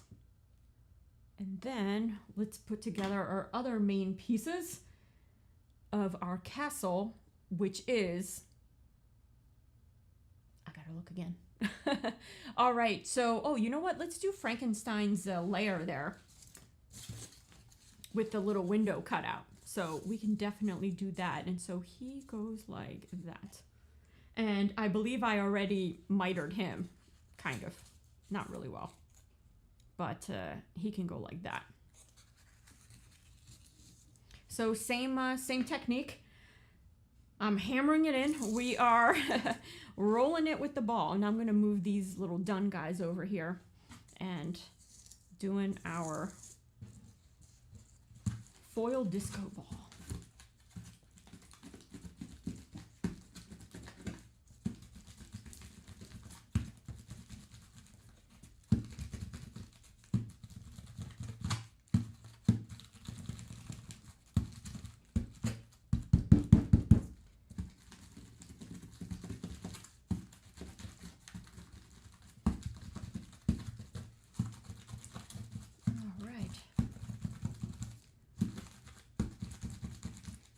Him like really nice and nasty because this is Frankenstein's tower. This is going to be our most important tower, so I'm going to give it a couple good taps.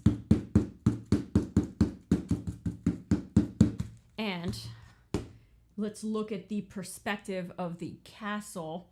So for him, let's see. I'm going to go... Look at me, I'm looking all artistic, like, you know, we're drawing here a masterpiece. But no, well, this is a masterpiece. It's Frankenstein, people. So I think it kind of goes down like this. And let me get rid of that pencil, that lead. And because he is closer to us, this tower, I'm going to make these little lines, already starting them slightly further apart, except that guy. I messed up. He's a little too close. But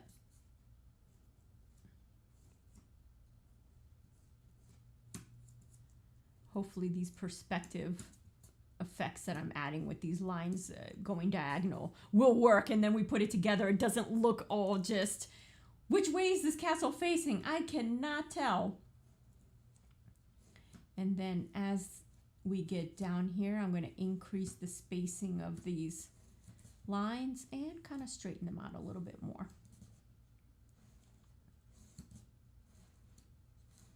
And then after that, we only have a couple more support pieces. Then it's figuring out what the heck, how the heck we're going to put this together, and then cut out some filler pieces.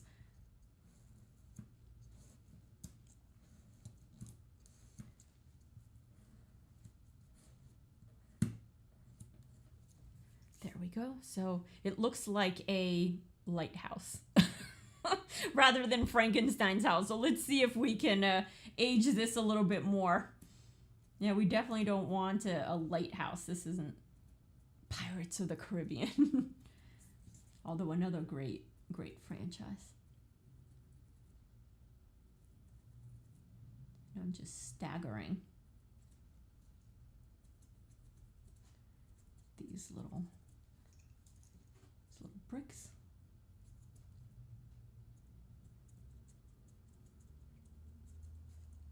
And then poking them makes them kind of look older. Like the grout is, or mortar. It's kind of like being eaten away. And I try and keep these as uneven as possible, or else it looks too, you know, on purpose, and you kind of lose that effect. And I like to put a little border around that window with some more foam, but those, you know, fine little details we'll figure out later.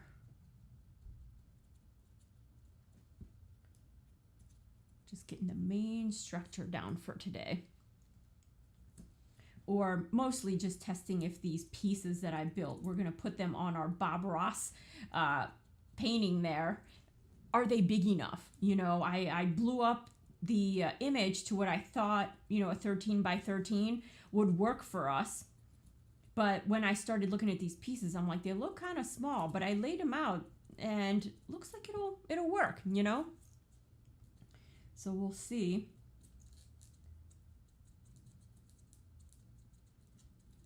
And yeah, you don't need any fancy tools. I am just using this mechanical pencil with the lead retracted so it doesn't poke through. And then sometimes I leave some really big bricks. I keep calling them bricks, but they're castle stones. Castle stones, they're not just any bricks.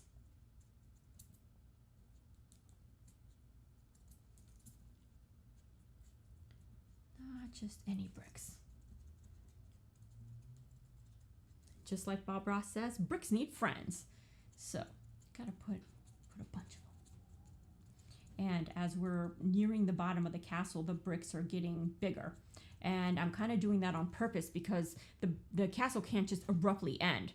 We're going to marry this castle with a cliff.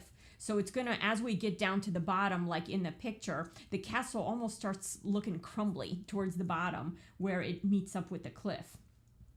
So we're gonna do the same thing where we're gonna overlap this with some foam on top and then crumble it and match it up with this brick. And I'm talking all like, yep, that's what we're gonna do. Like, you know, I own that, but we're gonna see how that works out.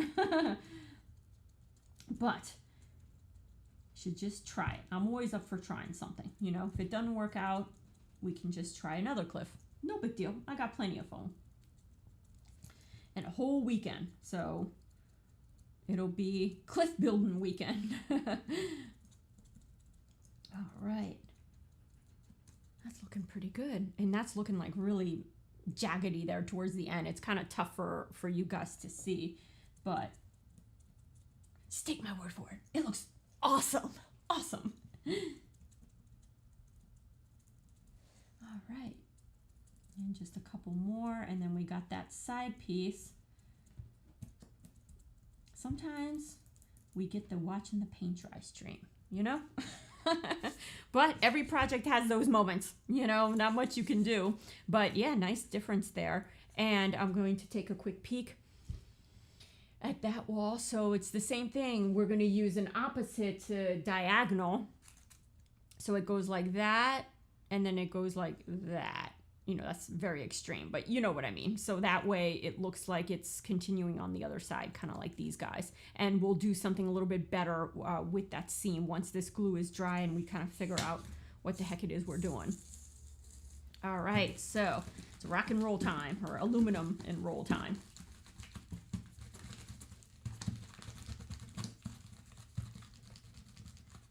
And getting this one also looking pretty bad. So that way, you know, Frankenstein's tower looks the most beat up.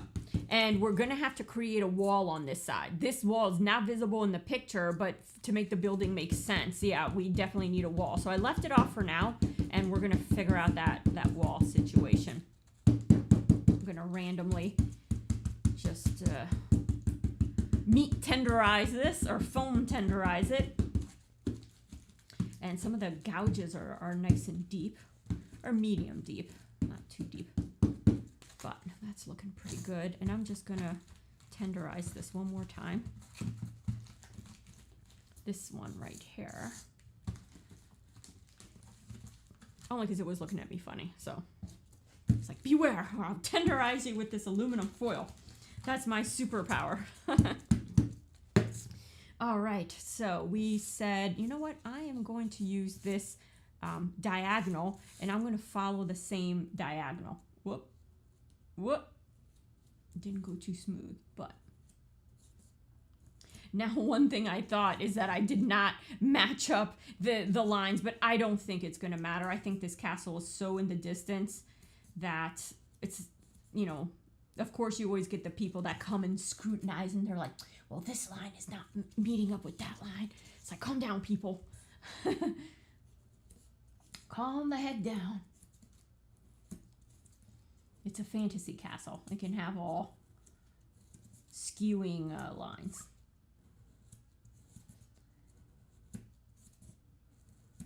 Besides, back then, nothing's like super straight anyways.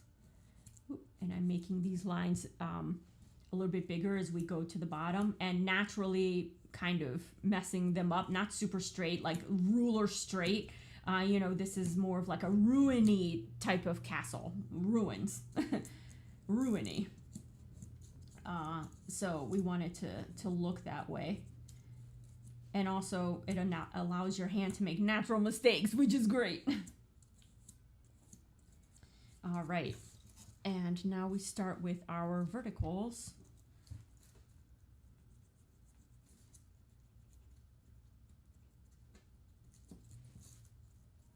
And that one looks nicely butchered, but in a good way.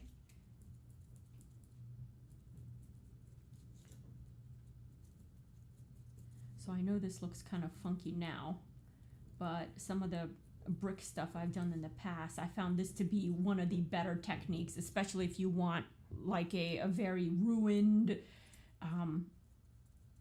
very just kind of crumbly looking look.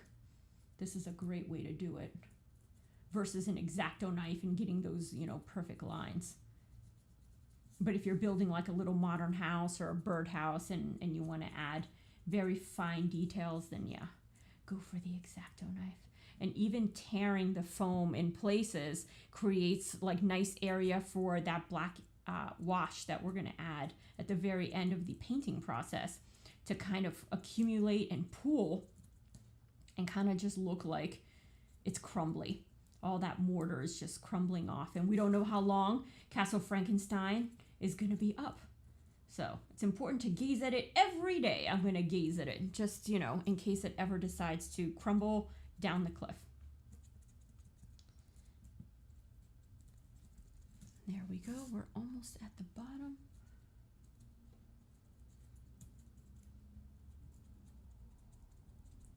And sometimes it's easier to just, there we go, take the pencil and kind of turn it sideways. And some of the stones are really little. Some of them are really big. And then I think I'm going to hit this with the foil. Just, my leg is asleep. All right, it's up. It's like my leg's like, this is what I think of your project. I'm falling asleep.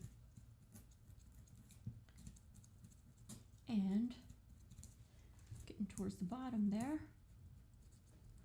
I think we're ready to put our little Frankenstein tower together, just like that. I don't want the angle to be too crazy. So I think something like that is nice and natural. And we do have a couple gap issues, but we'll fix them. All right. Oh, a little bit much glue there. Just sand that off. Because that's the worst when you paint and there's like a smooth blob of glue over like a wall that's crumbly. It's like, wait a minute, that's not right. It's too smooth to be Castle Frankenstein. All right, so got a little bit of a gap here, you know, very visible, but we'll get that with some spackle later on. So far holding together pretty well this project. I was a little afraid of the foam core. You know, I thought it was going to be stiff enough, but you never know until you start doing it. And making all this out of cardboard and then having to put the foam on top anyways kind of seemed like double the work, you know? And not that I don't mind doing it, but there's more chances of now you got to cut out 2 templates and now they're not going to match up exactly right. You know, there's always that. You start introducing variation anytime you do that. So David Beck is like, lightning, little emojis and emoticon. Block castles are so retro. Yes. All right, so we have a nice little guy there, and let's put our castle back together again the way, you know, I thought it was. It's something like this, and then I'm gonna make myself disappear. Then this guy is kind of here because we have our, we're gonna have our roof line here coming out, and it's gonna hit here, and then the roof goes like that, and the roof is actually gonna come out here, and then where does Castle Frankenstein go? Let's take a look here. Oh, look at that. Castle Frankenstein pretty much butts up to that center piece here. So it looks like Castle Frankenstein pretty much just butts up, you know? But it almost looks like there's a wall and, ow, it's still hot. We should almost like make it go over here and have it be further up like that, like it's coming out at you. So it's not just like a flat pane with just a couple perspective building things. We should probably do this right here. So I'll figure out some kind of wall situation there, and he might be able to be a little bit more down. Let me take a look here. Where is he? Oh no, his roof line is pretty much on par with the roof line of this centerpiece right here. So yeah, he'll be kind of up floating like this. So we'll figure out a floating situation for him. And let's see, which other pieces do we have? What's this one? Oh, did I goof something? Let me look at Castle Frankenstein. Oh, I know what this is. So there's the main steeple all the way in the center. It's all the way in the back. And then to the right of it is a smaller tower, and that's a cylindrical tower. So I cut it out of our styrofoam, but I just kind of did it as a backup. What I really think I'm going to use for it is a piece of toilet roll paper and just cut a sliver. It's naturally curved, right, guys? And so we can just use that. So I'm saving him for last, and I'm going to put him like all the way over here so I don't keep picking it up and saying, what piece is this? And having to go through it again. So I think, oh, and I also cut a little, wait a minute. They're different. Uh-oh. I'm like trying to, oh, I see. I think I know what piece this is.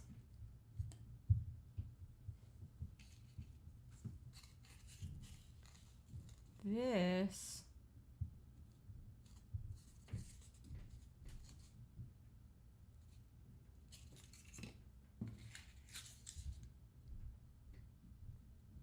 oh guys, I gotta look at this for a second. What did I do here? What piece is this? Oh, okay.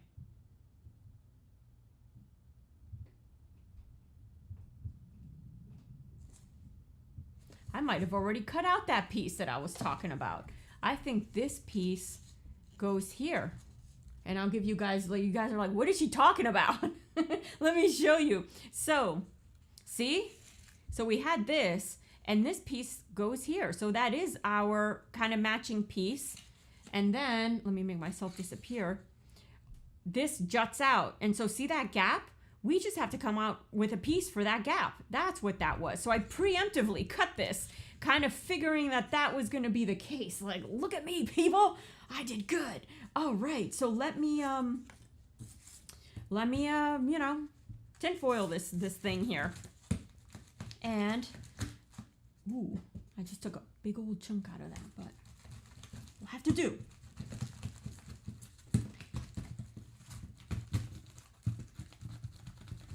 And then, let's see, we have this piece, and that piece, and then that's it. This is the one that I'm putting away. That's the cylindrical tower, which I think I'm going to do out of the toilet paper. So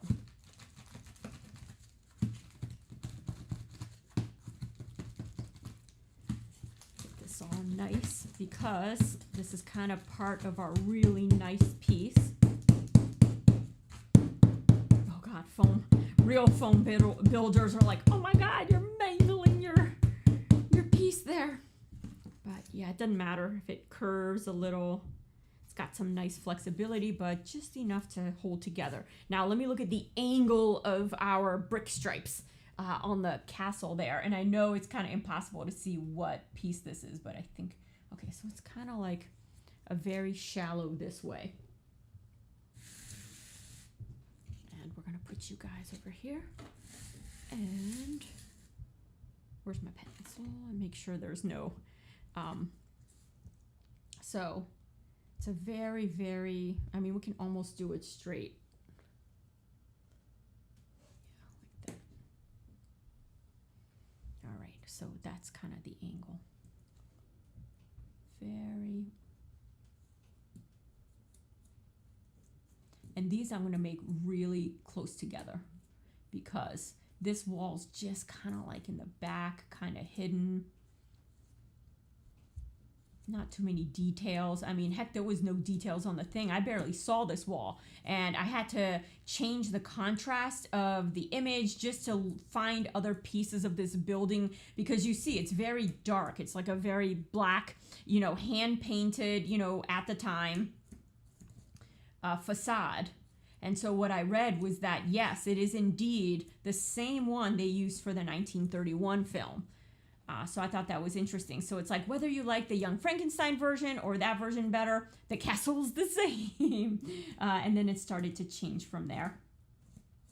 And I'm just going to widen this just a little bit as we move on down. But this is more of a support piece than anything else. But it'll still be visible. So it'll be nice to have our little windows there. There we go. And adding in our bricks now that we have our horizontal mortar lines. I'm adding the vertical mortar lines. And we don't have to go too crazy with this one because it is kind of back there.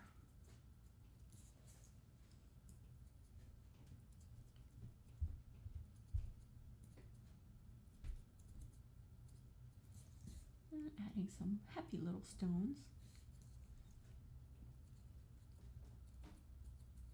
Luckily for these, because they are castle stones, you can kind of like make them chunky and big, which means you don't have to do as many of them. Whereas if you're doing like a colonial home, like a little model of a colonial home, yeah, you're going to be making some bricks. And for that, you probably want to use a ruler to get the bricks really, really nice.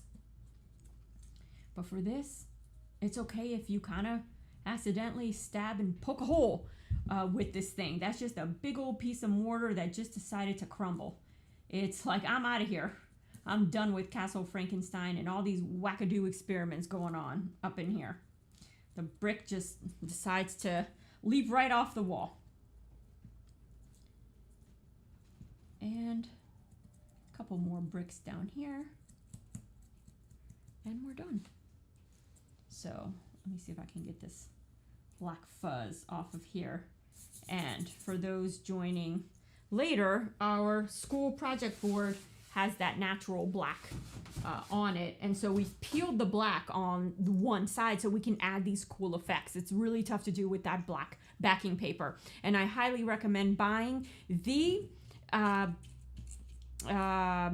am I trying to say? The dollar store kind.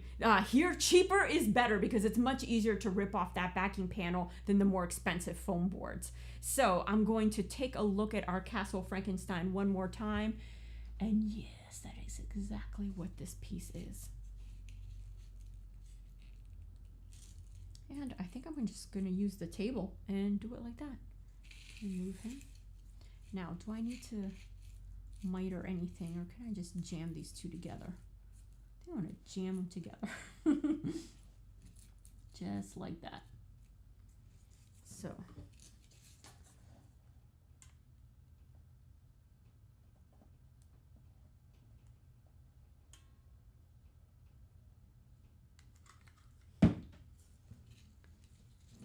and I'm just gonna have them meet up.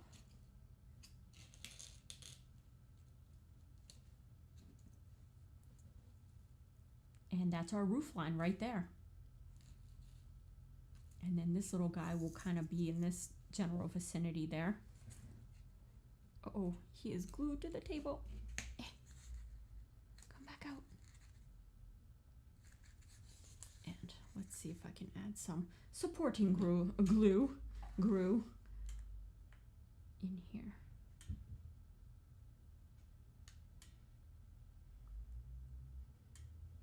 And hot glue is actually really great for creating medieval flame effects. And you put LED and you hot glue up on that LED. That's a great medieval fire. I've done those before. They're great. So I don't know, maybe we can find a place for like some torches on this castle when we get to the detailing of it.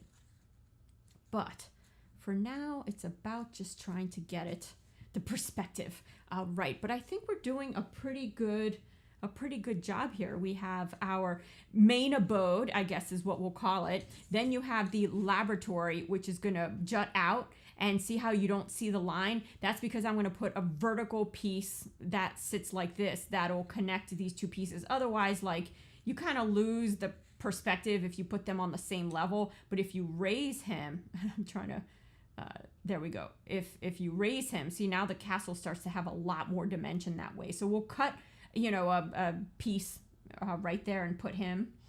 And that'll look really good. So we have some of our castle coming along, and let's see what other parts of the castle we have. There's that back crumbly all the way on the left near the edge of that cliff. That is that crumbly tower looking thing. So we have him, we can build him. And then there's the abode connected to the center abode. That's all the way on the right. That is connected to that road and the bridge. So we can look at putting that together.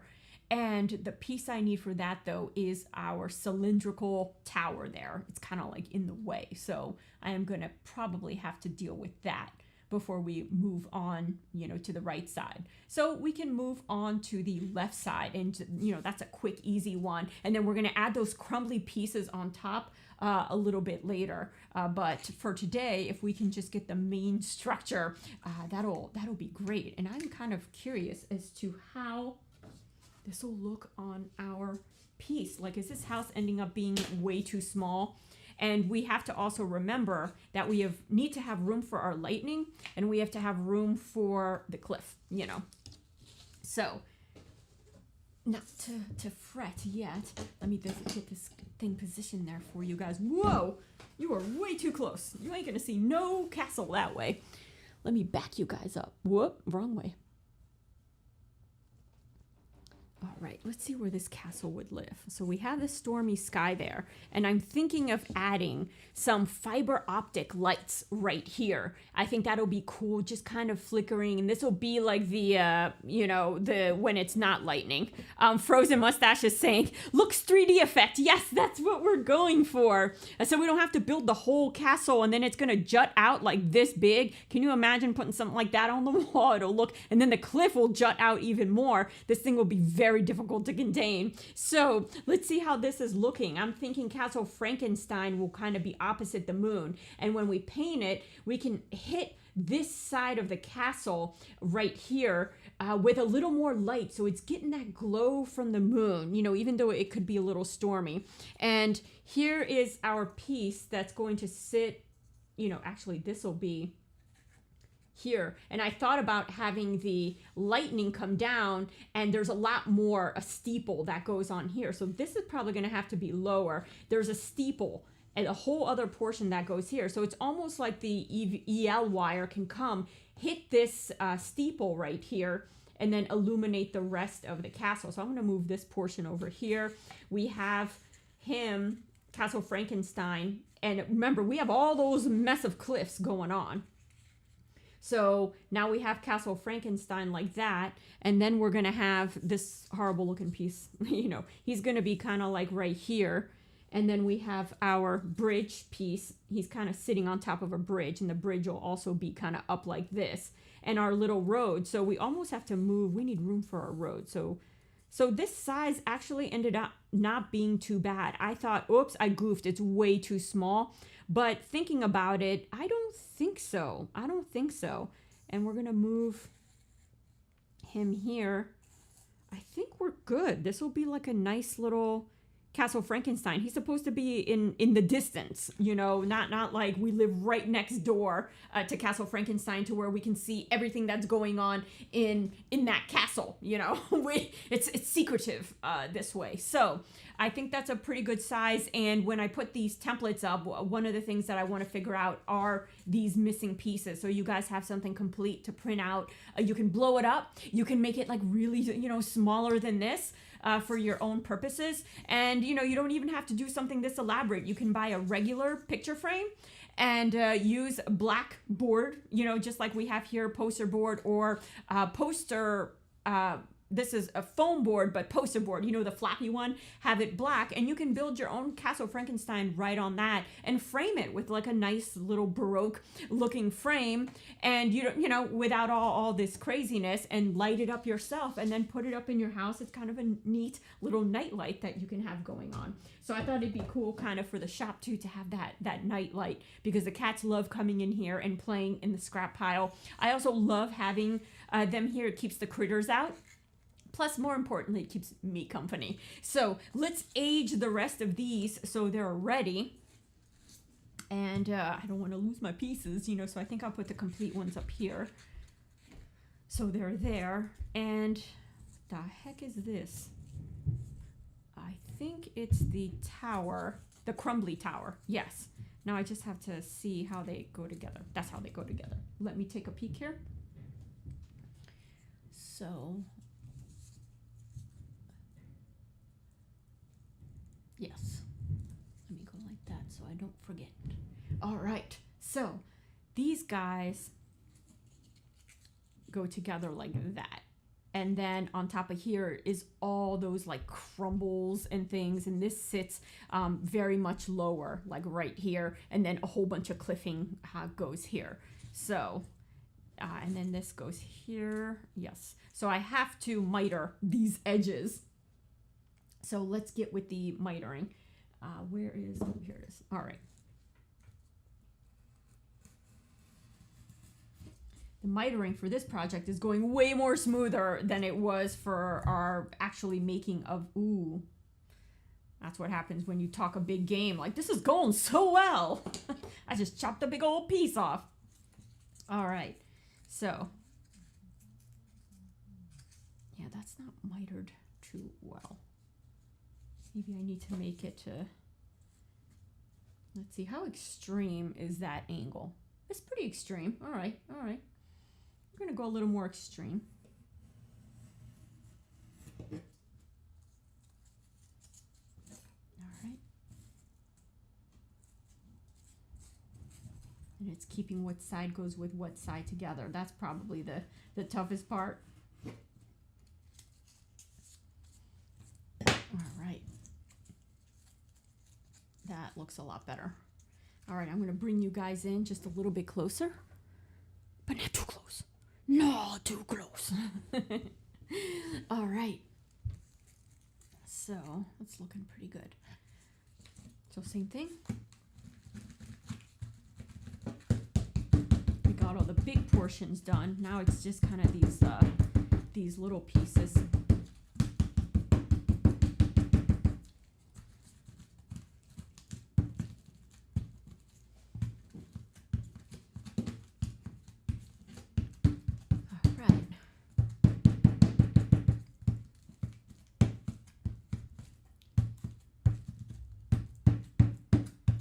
Him up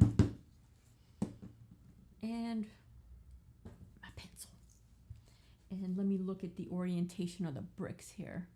So this one's kind of ever so slightly diagonal. All right,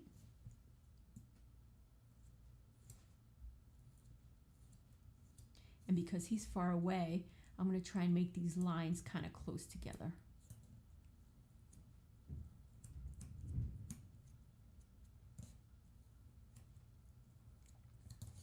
And they can get a little bit further apart as they go down.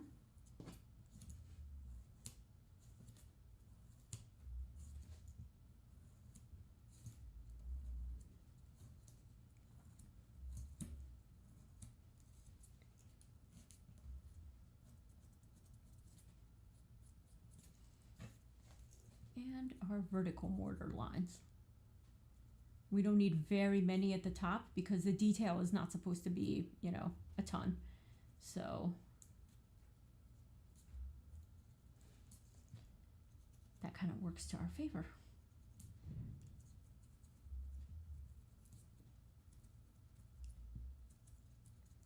So I think building the perspective version, way tougher. I thought it would be easier, but when you build a real model castle, you're building like a rectangle or a square or, you know, a simplified shape there related to one of those two, you know, hexagonal, you know, type of things. But this is a little bit strange because there's missing walls and you're trying to figure out like, okay, how deep do you want it? All right, so we have that. And I'm going to, again, use this diagonal type of incline to do the same.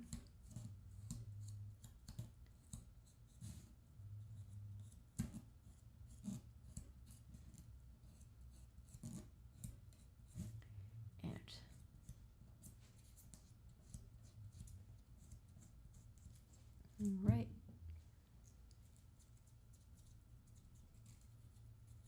Maybe Castle Frankenstein could be made of siding. So you just need to do the horizontal ones. It's like there was siding back then, the vinyl siding.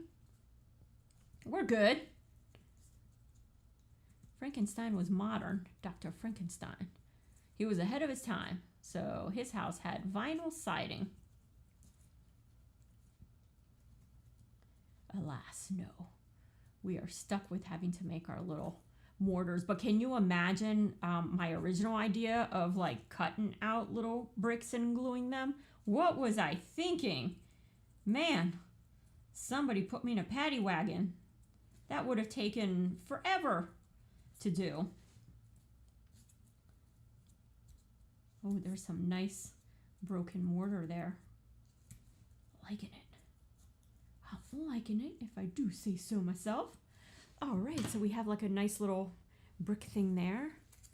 And I'm gonna go kind of extreme with this angle, something like that.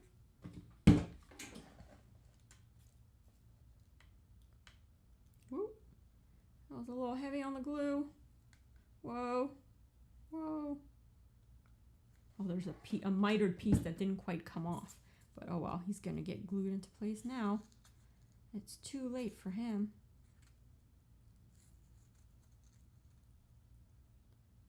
Just gonna hold this in place.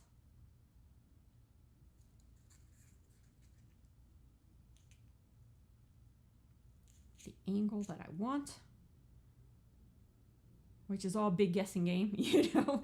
I'm all sounding like, oh, I want this perfectly 36-degree, you know, tower here. None of these are exactly 90, you know, and they're not supposed to be, especially with this perspective. So we're kind of following a painting versus like a true architecturally accurate thing. So this is more of an artistic build than it is a structural, you know, structural build. I guess what I'm trying to say is an accurately building structural. People will look at it and be like, that bridge is just not the right size. But it's part of the perspective. All right, and I think we only have that little right house, the house on the right, all the way on the right there, with that little bridge that it's standing on or preceding. So I guess we can get those two done. And we have our main structural components, which was the entire point of this build for today. So we definitely met our goal and have all these ready to go.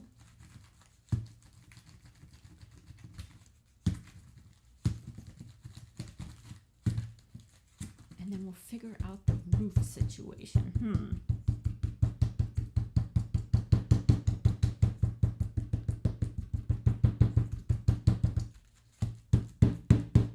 Oh, my little window's getting like mangled there. Let me open him back up again. Whoa. All right, I opened that one up right. Really nice and wide there.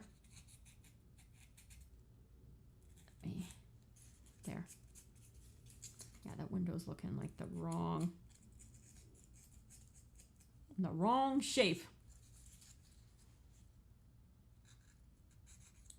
Oh, that's because I'm using the wrong knife. Knife that is far too big.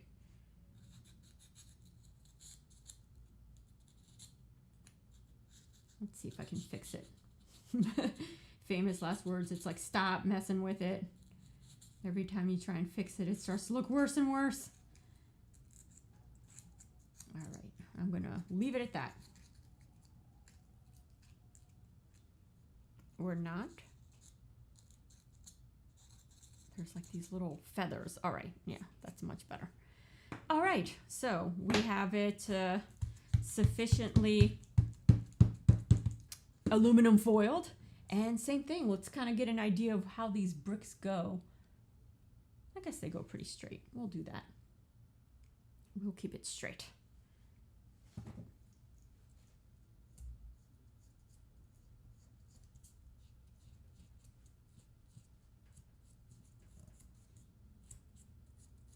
And because this is further away, I'm keeping the lines pretty close together, especially at the top.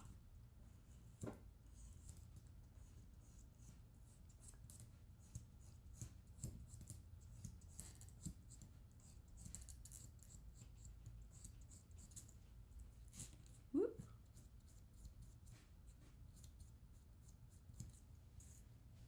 And adding in our vertical mortar lines to get rid of the vinyl siding effect that I just created. There's no vinyl siding in Frankenstein.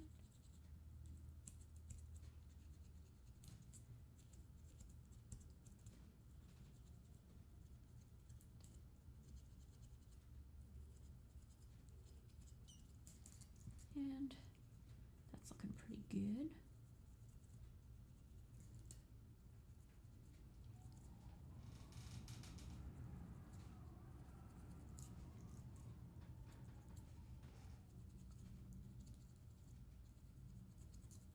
Go, nice basic tool. It's giving us the best effect sometimes, right? So we have that guy, and now he doesn't have any perspective. Like, there's definitely something happening on this side of him that we have to figure out. But, you know, for now, that's what he is. Let me see if I can... I mean, he can almost be glued onto the board, like at an angle like this, like totally where you guys can't see it. Let me move him here. He can be glued at an angle already like this. And then we have our tower, which I'm going to represent in this. This is a cylindrical tower that's sitting actually kind of below it, like that. So we're missing where that gap is between these two. We're missing a hidden wall there that we have to figure out. So far, we've got two really hidden walls that we have to figure out. And I think a hidden roadway that we have to figure out. But then that's about it.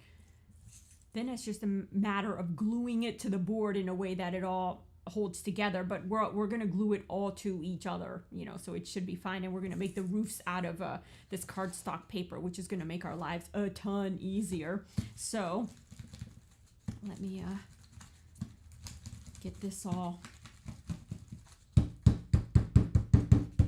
done up.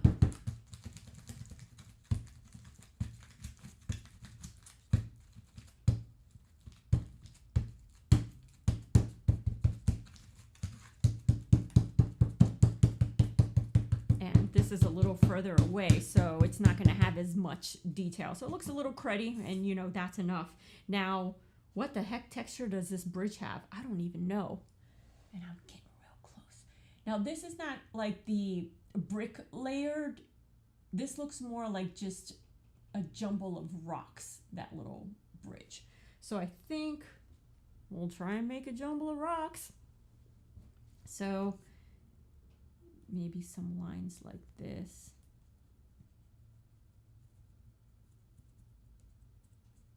See, it's kind of like a crack going on, and then we can join it like that. And I'm just kind of wiggling the pencil, or the pencil end, as I do it, because it's not exactly brick. So we're just kind of making like big stonemason stones. And that might not at all be what this is, but that word just came to me. So I'm going to use it. Like a real construction person will be like, what is she talking about? A little wigglage. That one turned out to be a little too straight.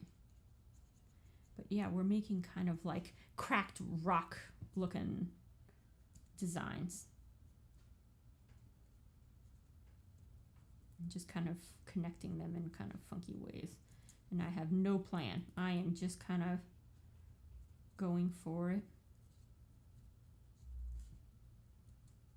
I always thought about doing this to one of my walls, doing like a very cool castle looking interior wall. You know, just buying like a fake facade, just doing it on plywood and putting it on the frame. And here the whatever rocks I call them are getting smaller and smaller as you move yourself into this arch. So I'm going to do the same here because these rocks are getting a little big. Does not look real. So I'm going to add a couple more cracks. There, that looks a little more real. So it's like big to little. So I say.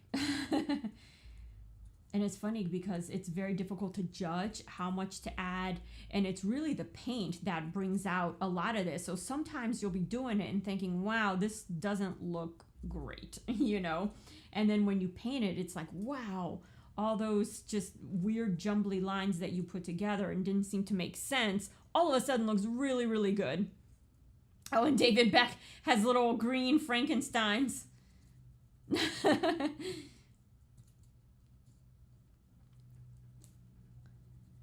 Either Frankensteins or zombies.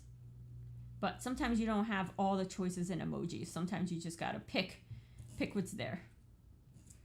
All right, so that looks like really nice and cracked. Do that, and I'm gonna add a little bit of a crack here because we've been having too much you know, this type of a diagonal situation going. Then maybe this rock is kind of misshapen and there's a crack in it like that. Do like Bob Ross. You can tell stories while you draw on foam. Yeah, and so far we haven't had to, like, at least I don't think, any weird tools or anything like that. This pencil's kind of doing it. I'm sure a blunt pencil would work just the same. And now it starts to get a little chunkified here. And I may even just kind of poke because this is barely visible and a cliff is going to cover a lot of that. So a lot of this leg. And I'm just going to get rid of some of these wisps in our foam because nothing gives away a foam project like wisps. Oh my gosh, then all of a sudden people are like, that's made of foam. You know, you at least want to be able to trick them for a few minutes, you know. So let's see what we got going on here with our castle. Let me get the orientation of all the pieces here so we can take a look.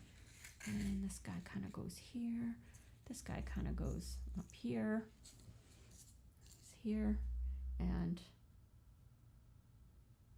it would help if I'm putting it in a place where you guys can see. There we go. This little steeple there. And it would also help if I back you on up. Let me back you on up. Whoa. Let's back up. Move these templates out of the way. So we have our little crumbling thing here. This will be kind of up like that. That I'll figure out, and this will actually be behind that. So right on, we'll call it, you know, surface level. That'll stay surface level, and this will be surface level. So this one's got to jut out just a little bit. You know, it doesn't have to be all the way up here. You know, just a hair. And then this guy's some distance away, and I believe there's kind of a wall back here that we might even be able to create just with paper. You know, and then this steeple, that's our center steeple that the lightning is going to hit. And it doesn't look like much now, you know, but it's going to have some nice ornate things going on, you know, coming out of there. And then here we have, this is sitting on a bridge, you know, and this bridge is going to be kind of out like that. And then in the middle where you see that gap here is going to be our cylindrical tower, you know, and that's going to sit behind. So in fact, this is actually going to be out like that. And our surface level elements are going to be this, this, and perhaps even this. But the rest are going to all have to come out like this just a little bit, connected all by foam. So the objective is to make this one cohesive unit and, you know, glue it onto the cliff. So the next thing I'm going to do is just, I think the easiest, the lowest hanging fruit is figuring out this thing right here and seeing how far we want it to jut. And that's not very far at all. So let me use this kind of as a sample.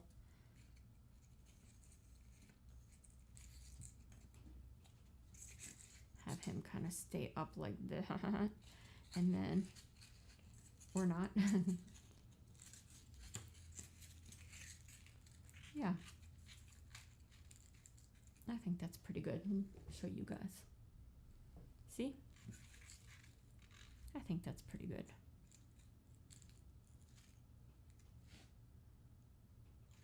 Yeah, it doesn't have to be. Actually, that looks better than that. Yeah, that looks better. So, it's almost like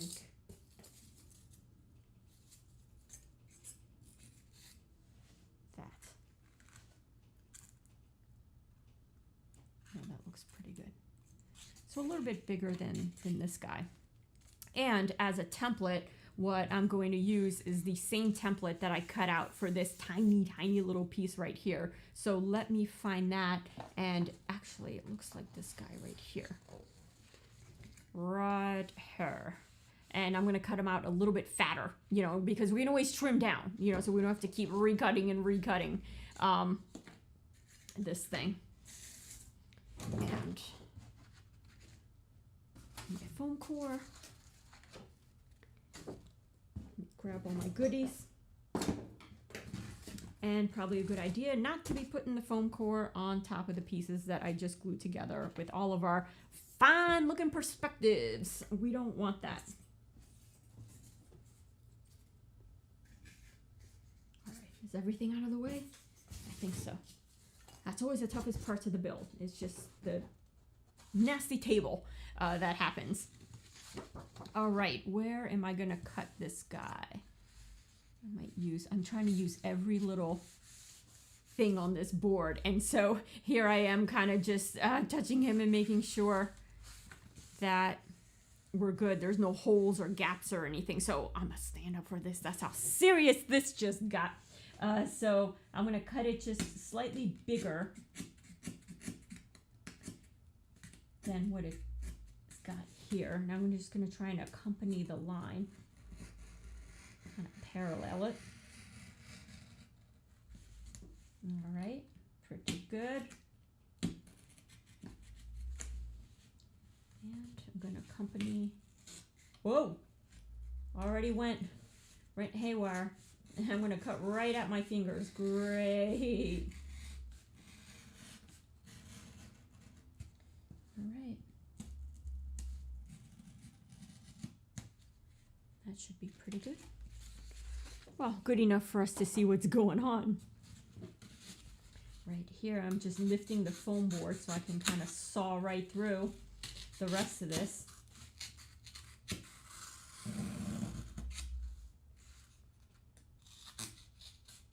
Whoop. This is the part that I messed up and the blade started going the wrong way.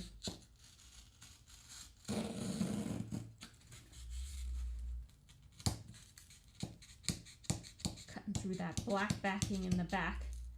Now that was optional. You can also remove that, but I thought it'd be a good idea because it might dissipate light in kind of a cool way.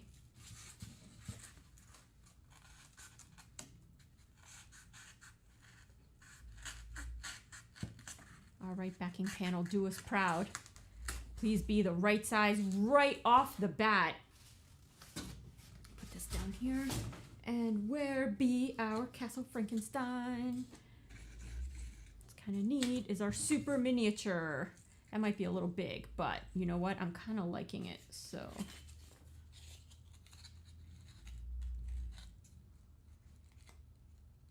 Yeah, and the reason I'm liking it is because I'd like to put some windows here.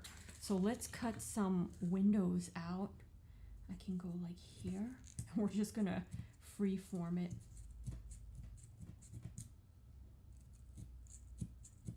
I'm gonna cut some big ones out. Maybe do like 3 of them. Oh yeah.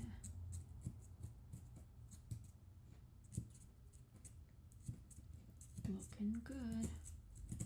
So I tell myself. It's like you're kidding. And once it gets kind of like a loose tooth, then you know you're close. And the reason I'm cutting it big is just it's a little bit easier to maneuver.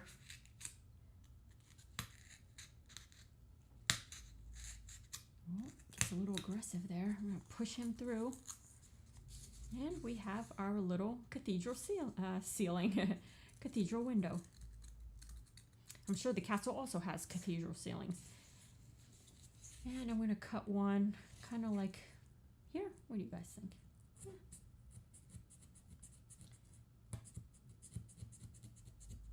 Yeah. I can't quite see where I cut because like the foam looks like it's kind of, uh-oh. Self-healing.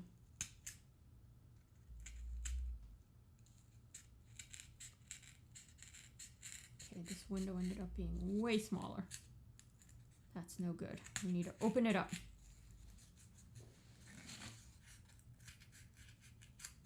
Now, perspective-wise, this might be a little odd since all the other windows are so tiny. I might actually make these windows a little bit bigger.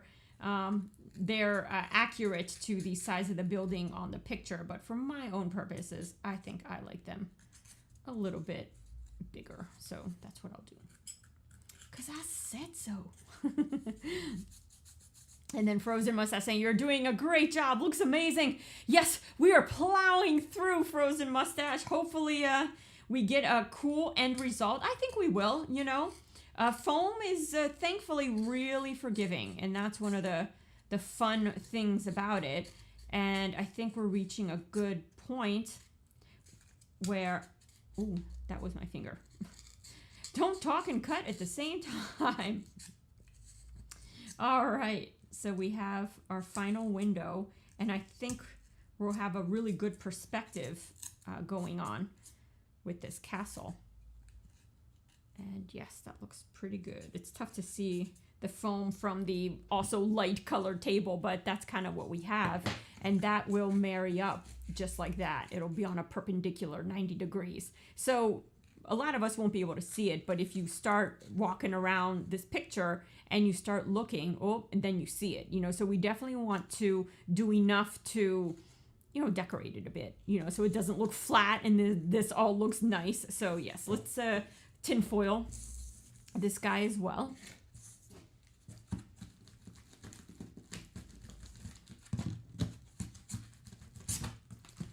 And my tinfoil is getting a little, let me see if I can open it up just a little bit. And no, it is like, there we go. I unfolded a piece just to get some different looking markings on it. And this part here is going to look largely, you know, hidden. But it's going to peek through as you walk around. It is a 3D, so we want to make sure that our castle is covered from all angles. Even though you're not going to be able to see the entire castle. Like, we're not building the whole back of the castle or anything. Just what you see in that picture. Just jutting out a little bit at us.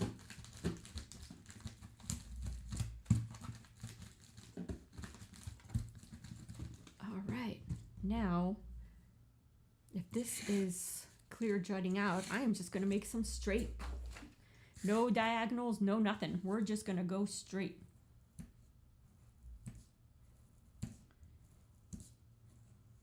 And I think I cut this piece slightly short, which is okay, because we can fix that with the roof line. That's kind of nice. The roof hides a lot, you know, so you can extend the roof down a little bit below, and that hides a lot of this stuff, so that'll be nice.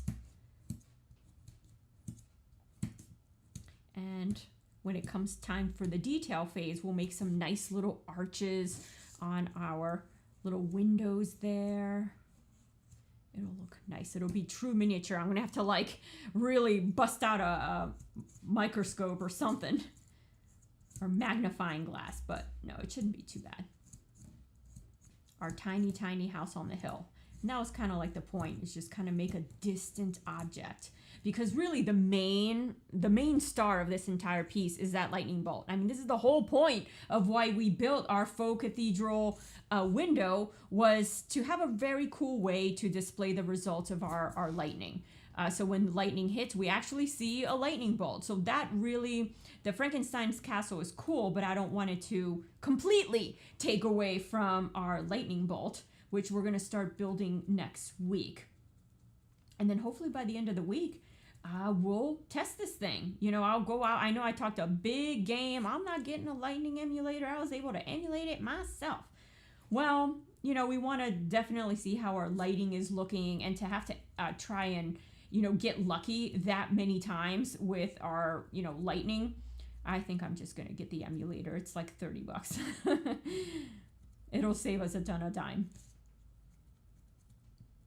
And if I ever want to show anybody how it works, you know, you have the emulator right there. You don't have to actually wait for a lightning storm to hit. Oh, David Beck's got all kinds of galactical things going on in his emojis.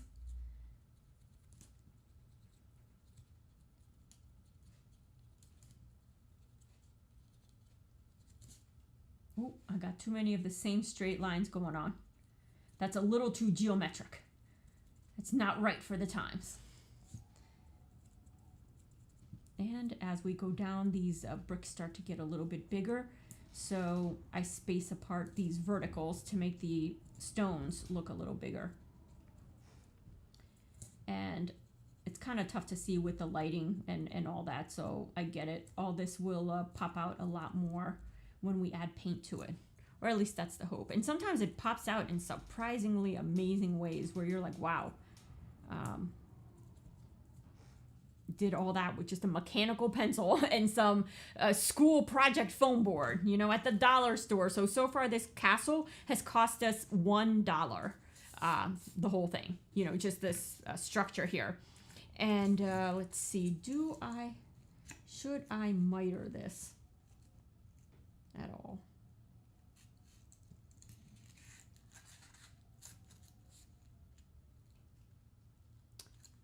I'm just gonna go for it.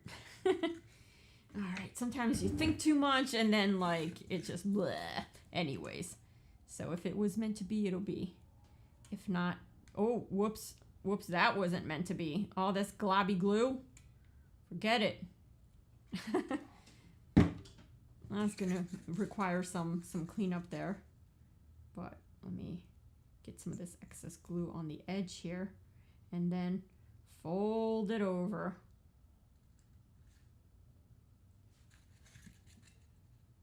And I'm going to hold it. Ooh, ouch. I'm getting glue on myself. I'll be glued to Castle Frankenstein. Listen, there's worse things to be glued to, right? So Castle Frankenstein is not the worst thing to be glued to. I'm just going to hang out here for a bit. Party time. Excellent. Right? Let's see if I can add my, when it gets stuck to the table like this, my bead of supporting glue in the back here, and we should be good.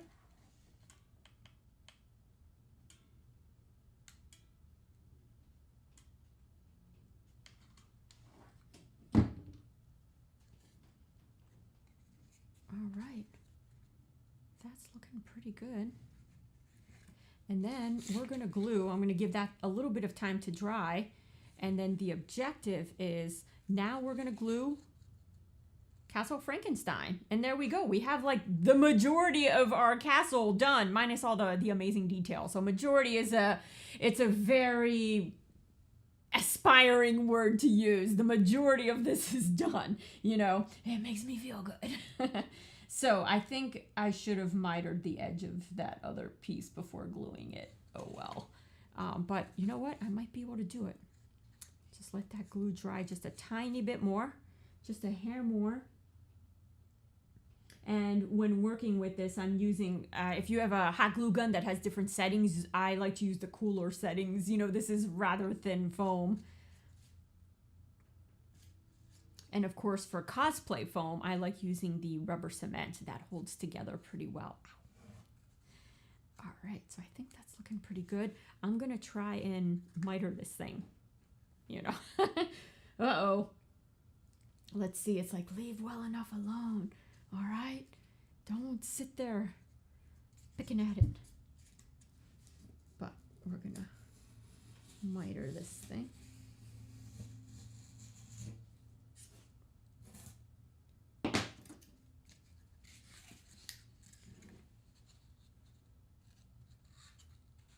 That's looking pretty good. That's looking like a real castle. And which end do I want to do? I'll do this end right here, and preferably where you guys can see it. And the idea is to use a very thin bead. Like sometimes I get too trigger happy, and then you end up with a blob.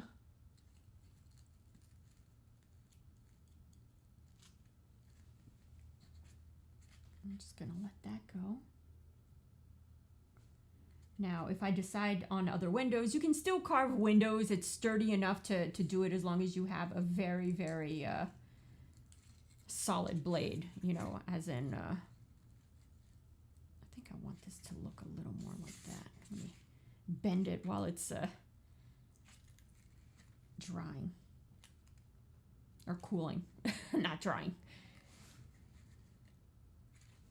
All right, so this wall here is a little wider than it is in the picture, but I really like the perspective of Castle Frankenstein being a little bit more out at you than in the photo here. See how it's like very much stuck to that center home? I kind of brought it out a little bit just so we can kind of make it its own, you know, piece. Plus, it'll be nice to put, I think I'll put the LED kind of down here. It'll glow the most bright against this thing here, or even if I put it like right here, so it glows the most on this window. And I am going to make that window a little bigger for such an important window where the laboratory is. It is awfully small as it is in this piece. Look how tiny that is. That's way too small. So we're going to make that window a little bit bigger when it comes time to doing all the details. Likewise, some of the other windows. But mainly that window, because that's our most important one. And I'm going to add our bead of supporting glue on this side.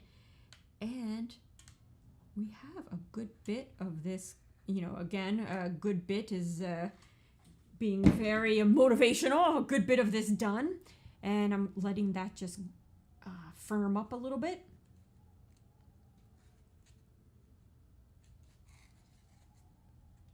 And yeah, we basically have like an accordion thing going here, but you know, we figured it out. I think it looks pretty good at the end of the day, our little Castle Frankenstein. And yeah, building the perspective is a little trickier than just building the rectangle or the other box. But I think, you know, if you're thinking of a picture frame, it's not something that's going to jut out too far, like building an entire model.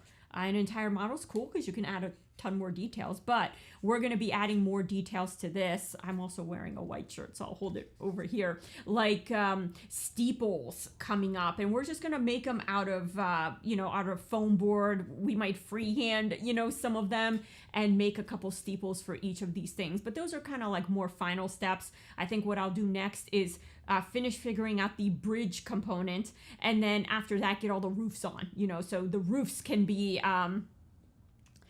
oh, David is pointing out, wait, A cathedral window inside a cathedral window, won't that break the universe? Indeed it will, because if you look at this thing, it's actually got quite a few cathedral windows. So it's like Frankenstein Inception, a movie going on right here. So yes, we got several cathedral windows. And if we were to go down here and add an infinity mirror effect, then we're breaking the universe big time. So I think this is good. I'm not going to add in any spackle just yet. That'll be like final beauty steps that we'll do. And put that guy aside. And, let's take a look at this. I think the most difficult part to build is going to be that cylindrical little steeple, because it is definitely tucked behind here. It's tucked behind here. So I thought that this was surface level, this facade here. It is indeed not. The facade that is surface level is this guy right here. So this guy's going to be in the back here, all happily floating. And in this gap, we got to somehow, there is a wall here too, So we will probably put like a mini wall here and then get our toilet paper roll. So it's almost like it's like this. How far does that steeple go? Oh, it's taller. It goes like that. So obviously this is too fat, so we're going to cut it down and just use its curvature. But I'm going to turn it this way. See how there's still a little gap? We can get a wall for that, or we can just glue the darn thing on there, But then we kind of lose some of our perspective. So I'm thinking of getting something, rather thin, maybe as thin as this, and putting it right there. And to be honest, we probably don't even have to build a full wall. We can almost build a support beam, use this as a support beam, and put it on top of our cylindrical thing here. And of course, this is going to have a really nice, pretty tower coming off there, just like it does in the picture. It's got kind of that cone type of a window. Not window, roof. And it's got two little windows there, very, very tiny ones, but we'll figure it out. And then this guy has to be in there somewhere. Let's see. So this guy juts out kind of like that. So that's there. And then this guy's kind of like, he's actually like this. Yeah, that's going to be an interesting angle to figure out. Yes, because in the picture, yeah, he is kind of angled down. And then you got the bridge situation.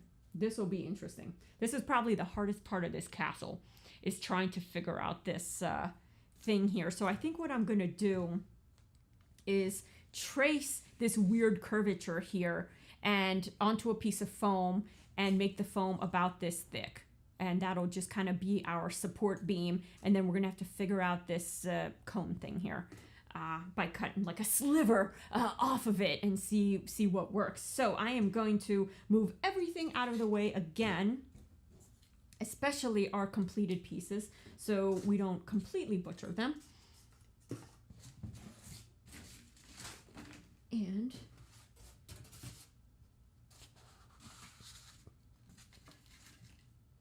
I'm going to put this guy, let's see, where are we going to cut? Here. So I'm going to move him where you guys can see. And I have this magic marker, which is way better for drawing on this than, other things, but like pencils and pens and all that. So that curvature is there. And let's see. Let me take another look.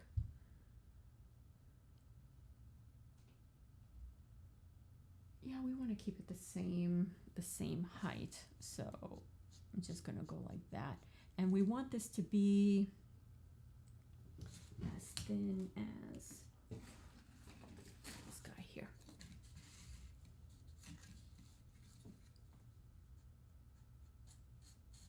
All right. So here we have to stay relatively straight going down, because it's going to butt up to a straight cylinder. So we can't have too much curvature going on there. And I think I'm going to extend this a little bit. Something like that. We're gonna see if this works out. This might be really bad. But we're gonna go for it. We are going for this. And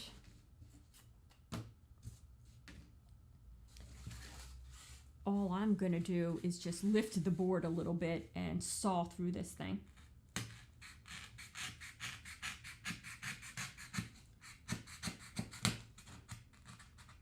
And hopefully I'm thinking about this the right way. It's like the worst when you cut out a bunch of pieces and you try and put it together and you're like, why is this perspective not working? It's messed up.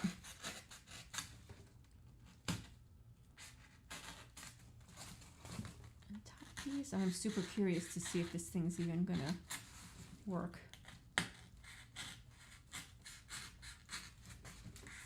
Here's our straight edge, which is, you know, we'll see how straight that is.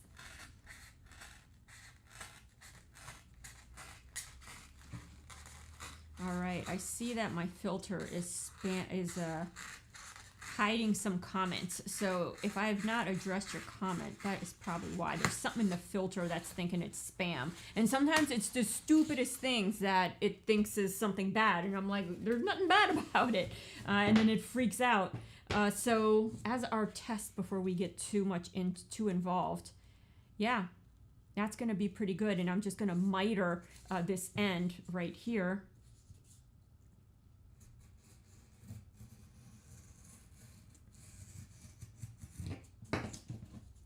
And let's see if that works better. Did I miter? Oh no, this end was never mitered, I don't think.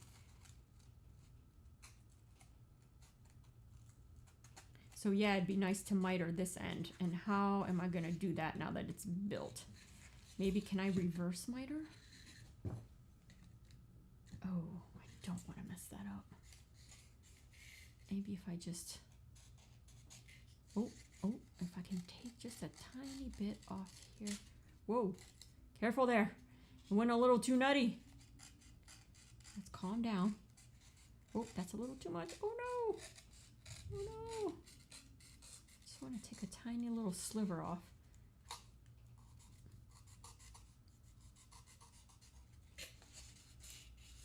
That's actually not bad. I thought I totally butchered it. Oh, I shouldn't talk like that. It's like reserve it until you're done cutting. Because there's plenty of opportunities to butcher it.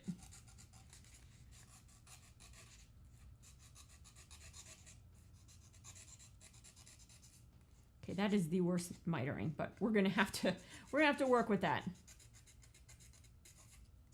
All right. All right, let's see. You know what? But that's already helping a ton. Yes.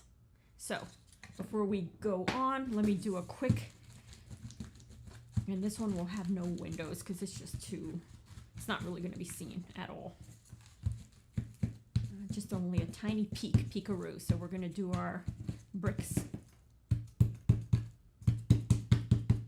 And there's going to be some floors, like for the bridge. You know, I don't know that I'll put an actual road because I don't even think we're going to be able to see it. And we're going to find out pretty quick here. All right, and because this is going like this, I am just going to make the bricks go regular style. You know, we're not going to go nuts with them.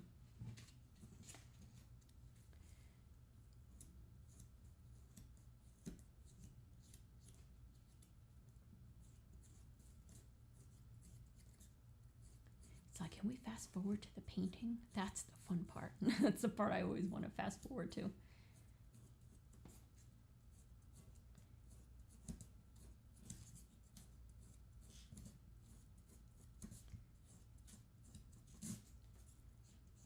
And making our vinyl siding here.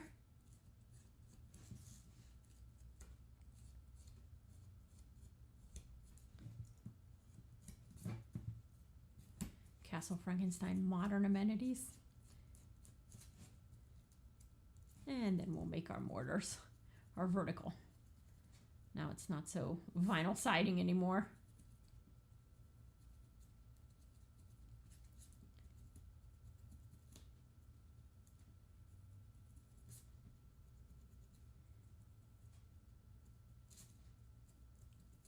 I'm like crushing this mortar.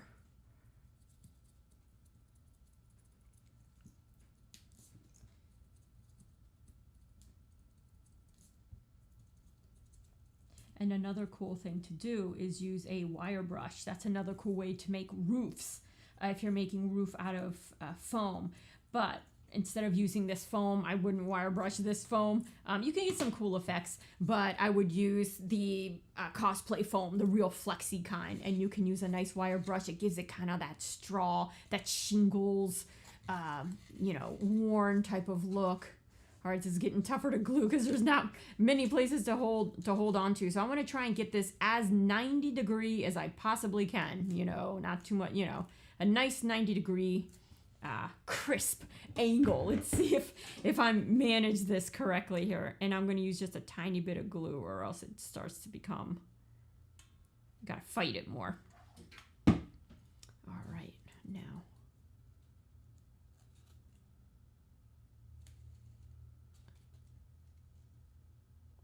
That's pretty 90 degree. Oh dear. Uh-oh.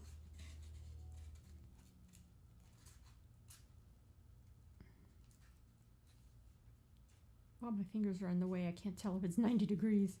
Almost. Almost. Oh, that's good. That's good. Hold it there. Hold it there. I got a decent gap going on the front. I'll show you guys, but I'll fix it. I promise. I promise I'll fix it.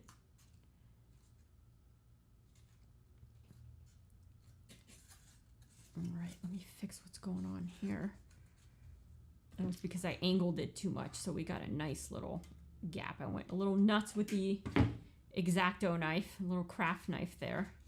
I'm going to see if I can force this gap closed. When in doubt, force it.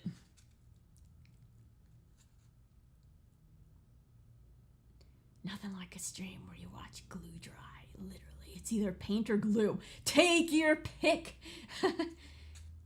At least during the painting one, it's mostly dry brushing. So it's kind of like dries instantly and then we move on to the next step. So I knew this one was going to be a little slow, but I was pretty curious about this perspective thing. And I thought about just having the castle built and then just doing a painting. But then I knew a lot of you guys would probably ask about like, how did you do that perspective? And then before moving too much forward, I do want to just highlight and trace, you know, with my foam board there, a lot of the pieces that I've done. So that way you guys can recreate this and post up your tidbits of like, hey, if you did it this way, it's way easier. And also your modifications. Heck, you might add a huge lightning rod to yours. I'd like to see that. Because Castle Frankenstein, it just doesn't have very many details. It's got some gorgeous steeples, but not much in terms of like a giant, lightning rod. So let's see here. I think that's pretty in place. And so now we can put in our thing. So I think what I'm going to do is, oh, look guys, I had already cut this out. So all I have to do is just kind of trace this sucker on here. But trace it bigger because of the curvature. Trace it bigger. All right, let's attempt to trace it bigger. I'm gonna go for it. Maybe if I hold it more like this. Try and get that as straight as possible. Not bad, guys. Not bad. And then this is to curvy Le Pew. So I'm gonna bring this down. It's always okay to cut a little longer, but we don't want to cut short. All right. Don't move, template. Don't move. Okay, I'm gonna go steady hand, no coffee.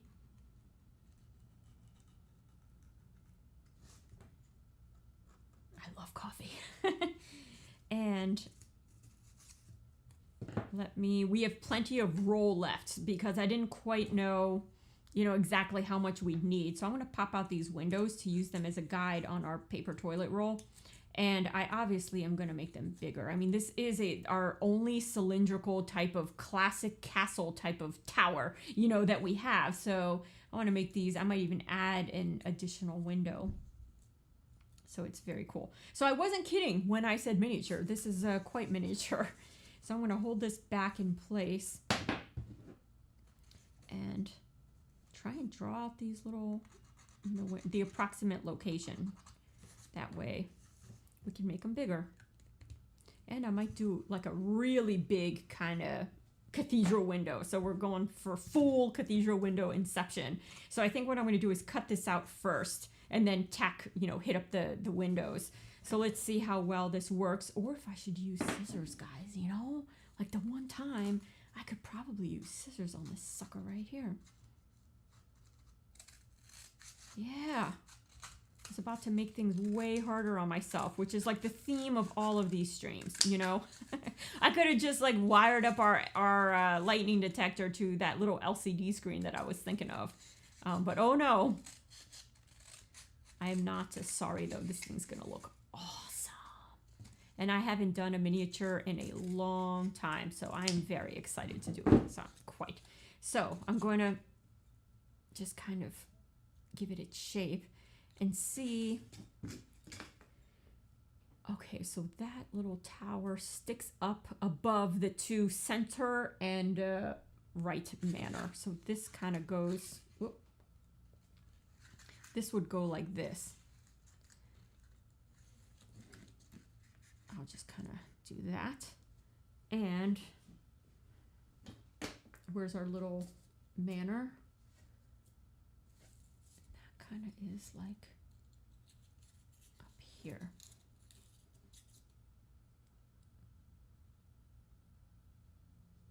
So already I see I am going to need a taller toilet roll, or I'm going to have to combine two toilet rolls and put like a dowel or a toothpick in the back just to kind of like, anchor them together.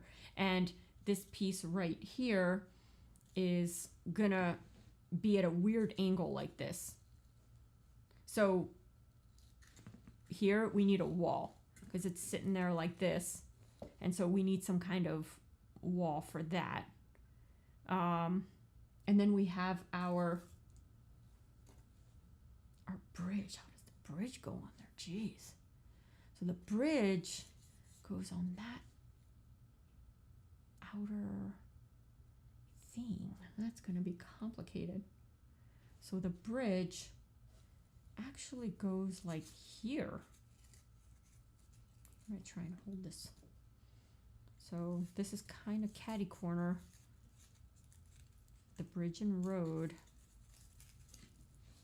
go here.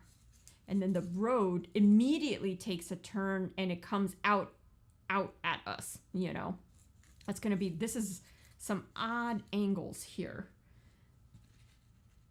And so first things first, this needs to be, I think, wider and definitely longer because it's got to at least meet here. And all this is going to be kind of merging with our cliff situation. So the fact that they're not all even, like this one's longer, this one's shorter, like that doesn't matter because all of that is going to be kind of blended together. So is the idea, we're trying to blend this castle here. So let me take another look.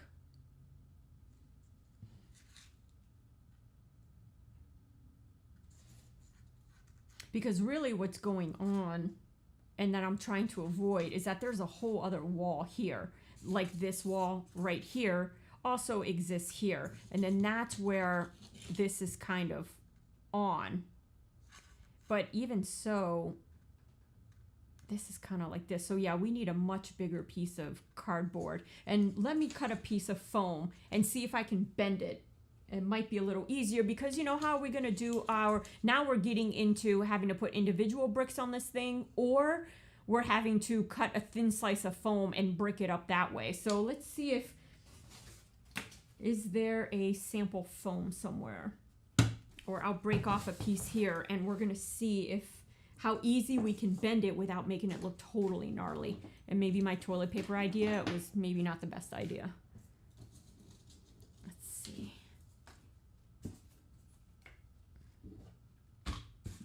And that whole road, I think I'm going to attempt to carve it out of much thicker foam. Oh, don't ask me how that's going to work, but I'm going to try. So let's cut out kind of, I'll just kind of go down here where you guys totally can't see, but I'm going to go down here and cut a rather large piece. And so far, I'm happy to report that our castle has only cost us $1 so far to make, the main structure. And then the rest is like paper, you know, that's not all that bad. That's relatively inexpensive. And hot glue, you know, a little bit of hot glue. All right.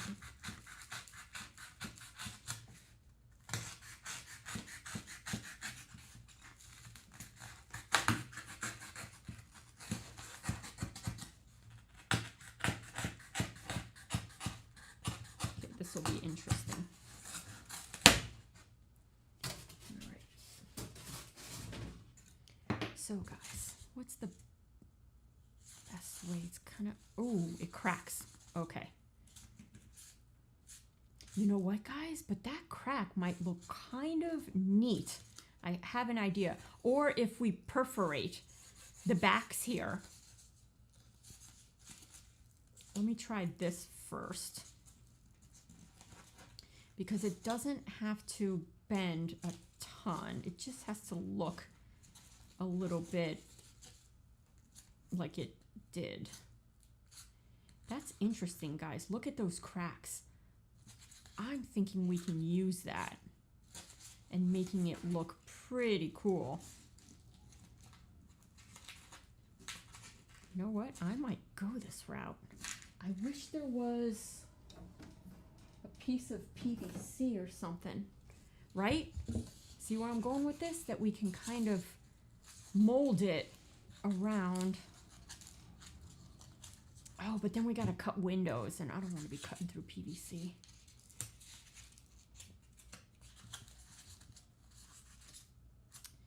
Yeah, that's a big old crack. That's not gonna work. Unless I spackle the cracks. I can certainly do that too, and it'll allow us to do our stones and with a couple spackle cracks. I think I can work with that. Yeah, and there it is. So now I have to judge how big do we need this. It's got to judge, that's way too big. And it's got to be way longer. So let me look at Castle Frankenstein. It's going to be like that. I'm missing a wall, aren't I? And I probably didn't draw it. I did not, but I can.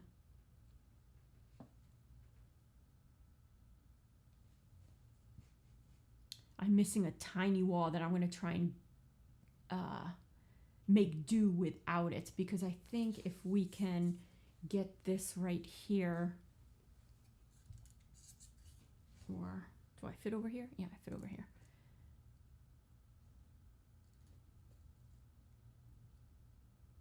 I mean, it's almost.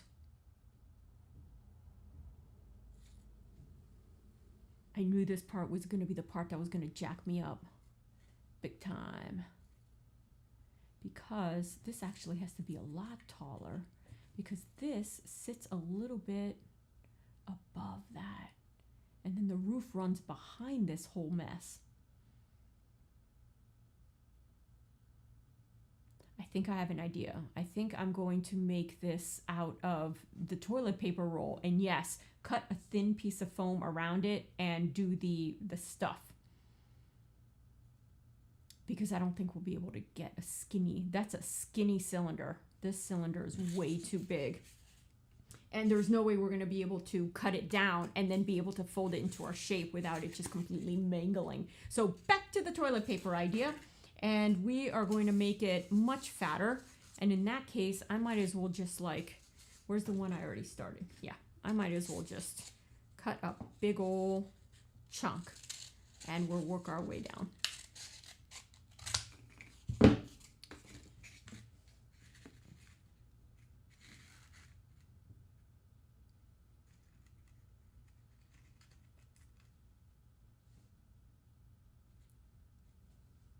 keep looking to see if the castle appears. All right, so let's see here. I mean, this is just a tiny, tiny little...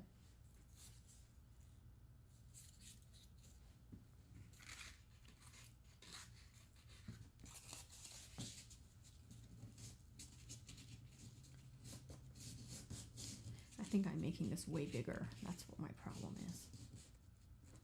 Than it needs to be.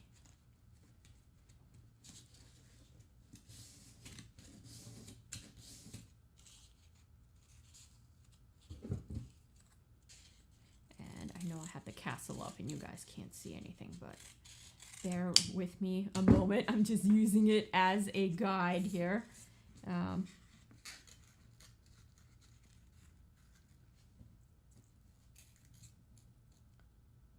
Yeah, so I'm going to need a wall. Thought I could get away without the wall, but no, I cannot. And I'm just going to copy this right here.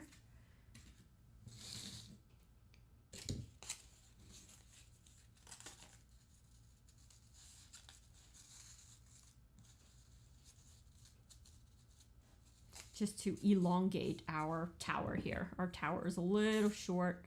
And if I had a paper roll towel, that would be even better. And paper rolls, like the big old ones, are a lot stronger too, which is nice. But you can also, you know what? You can double up. But let me do this. It's a bizarre angle. This is where like art is not meeting the reality of building buildings. All right. So the other option too is to stipple our spackle on here like we did for our frame, and the tower can just be made of a different material, more of a stucco than the actual bricks. So we can do that too. And that might be the easier way to go. All right, let me flip myself, and we have our castle, at least the most important part of our castle. This tower, which now we're finding is it's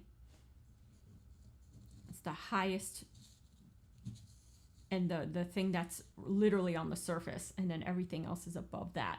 So this almost has to go on the tower like that. And then this is a very weird angle. This is just not looking right, but I think I'm just gonna go with it and see what happens. That's just odd. Actually, it's more like that.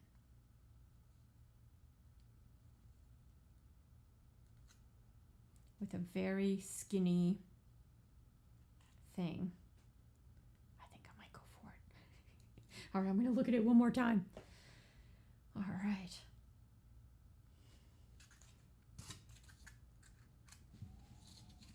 Yeah, it's almost like it's obstructed. And first I got to figure out the height of this tower here.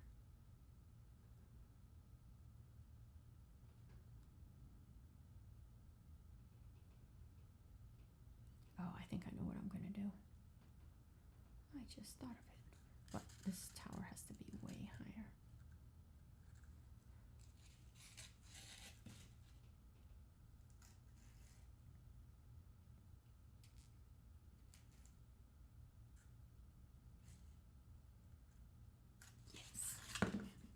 Yes. All right, so I'm going to glue these two pieces together kind of like that. Sometimes we're just gonna go for it. And I'm going to cut some windows and see what happens. This is just an odd artistic angle.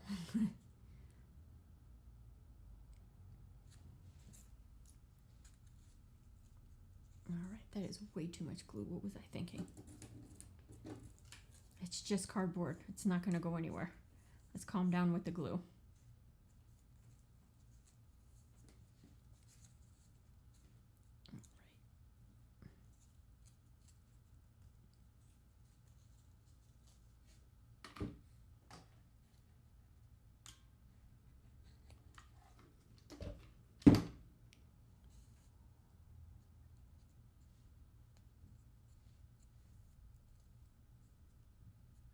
It also might be easier to actually put this on the cliff and then trying to build out, because now we're like building in plain air. So it might be easier to rest it on a cliff and then start to put things where they need to go. But just for simplicity's sake, that's our Castle Frankenstein.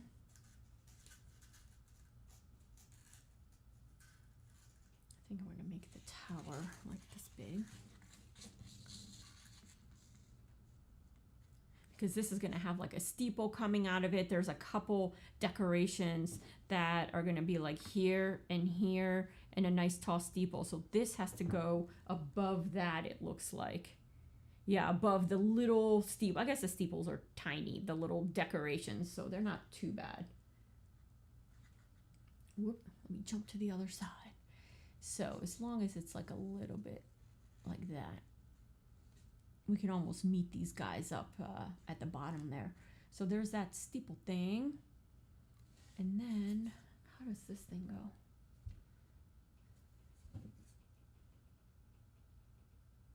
Yeah, I need a mini wall. Darn. Darn. This is gonna lay like this. And there's gonna be a mini wall coming out from under. Ooh, people, I have an idea. It's a bad one, but I'm gonna do it. Okay, so let me show you what I'm gonna do. Over here, I'm going to take another piece of foam, you know, a white one, but we're gonna use this as a placeholder and make a backing wall just like that, right? And then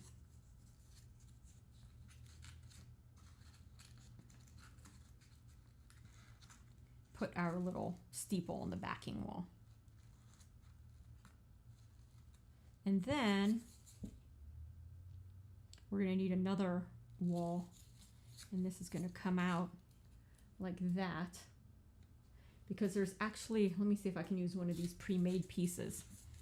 There's actually a wall here like that, and then this connects to that like that, and this little cone thing is kind of embedded in between. Heck, I could probably just use this this purple piece right here. It's not visible at all.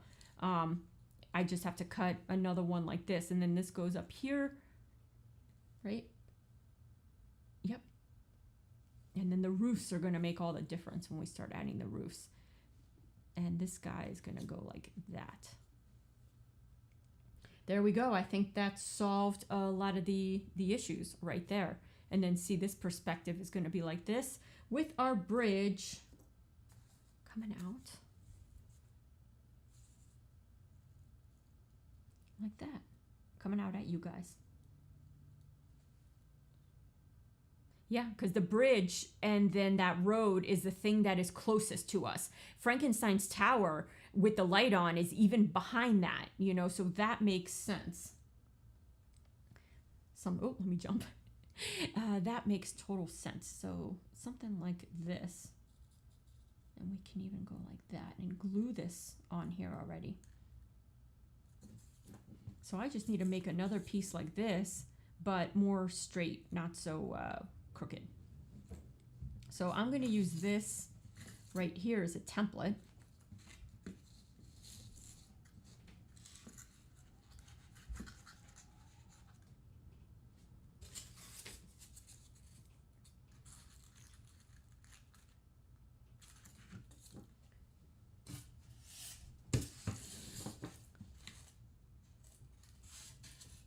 I have an even better idea, because I'm still not liking the fact that we're going to have to put some kind of a stone effect on this thing.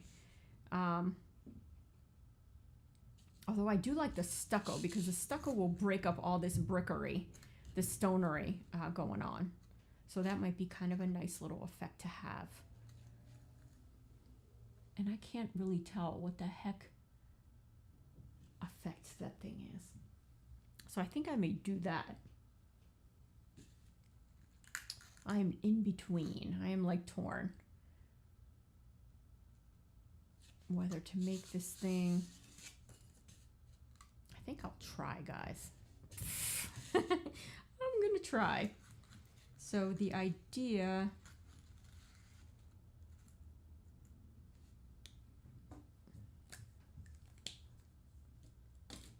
Let me grab a straight edge.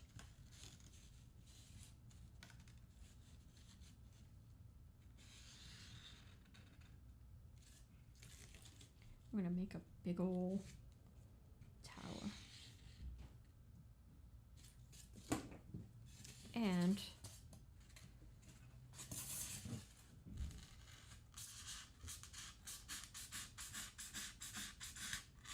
this will be interesting.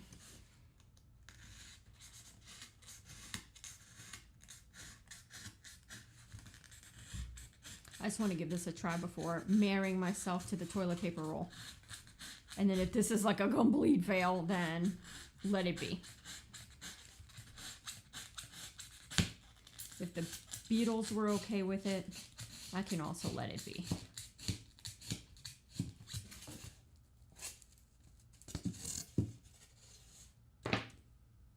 And my bigger razor. That was kind of a tiny craft knife to try and go through all this. All right.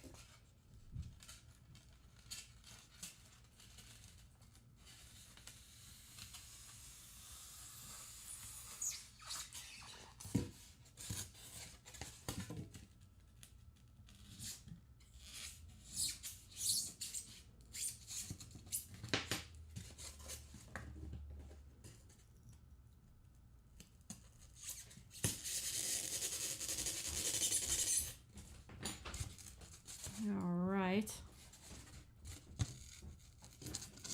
I think someone might be at my door. I'll be right back. I'll be right back.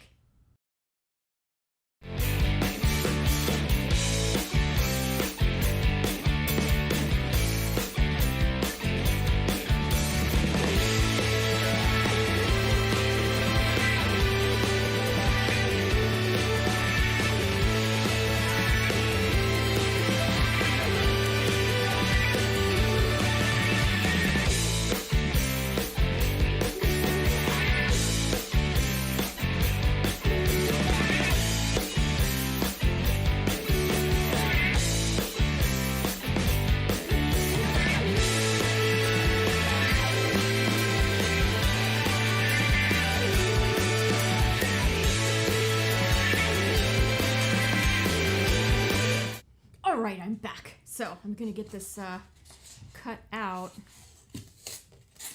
a little bit and see what kind of carving we can do. How good am I at carving a cylinder out of this thing? I do not know.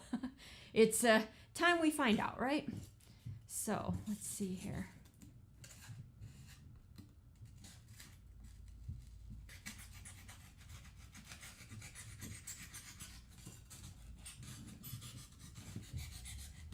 And probably using a sander would be a better way to do this, or a Dremel tool even.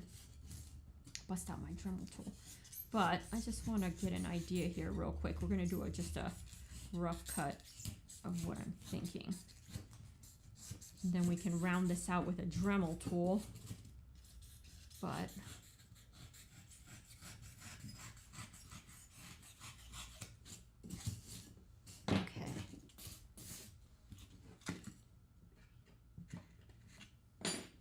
this might be a better way to go, because we can hollow this out with a Dremel tool pretty quickly and make a nice cylinder, you know, with the Dremel tool.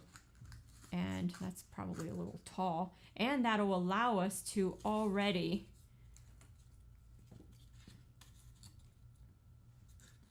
have a tiny little, I mean, I really need literally a sliver right here, and that's done. So I think what I'm gonna do is I'm gonna try this. I'm gonna try and Dremel this. I'm gonna take a break. I know you guys probably need a break, and then we will come back probably tomorrow I will post the dates up by tonight so you guys can see and we can continue this castle building. But guys, I think we made great progress. I mean, check out this perspective. I think it's looking pretty good here. Little Frankenstein's castle. It's got no roof, you know, but it does make it easier for the lightning to get in, right? Without a roof. So we're going to put a roof on this thing. We have a couple components we have to put on. Our main thing that ties this together turns out to be something I didn't really give that much focus on, which is that little tower thing, you know, the circular tower or the cylindrical tower. Then we have our main exit of the house with the bridge that leads to, you know, the outside. And then the last thing we have to do is put together this little tower, which is surface level. So that's going to glue probably right on our piece. And that's the crumbling little tower that's all the way at the edge of the cliff all by itself. And we're going to add a crumbly little top to it. But the goal was to get our main structure kind of done, see if that perspective even works, you know, because if it didn't, then we would maybe do something flat and try and paint in some type of perspective. And I don't know if that would have worked better or worse than this. So I think we did a killer job together, and I'm going to continue this and experiment with this on my own a little bit, and then I will return to you and report the results, and then we're going to continue finalizing this so we can put it on our backing panel. I think it's going to look killer. So until next time, guys, and I got foam static all over me. It's like gluing on me.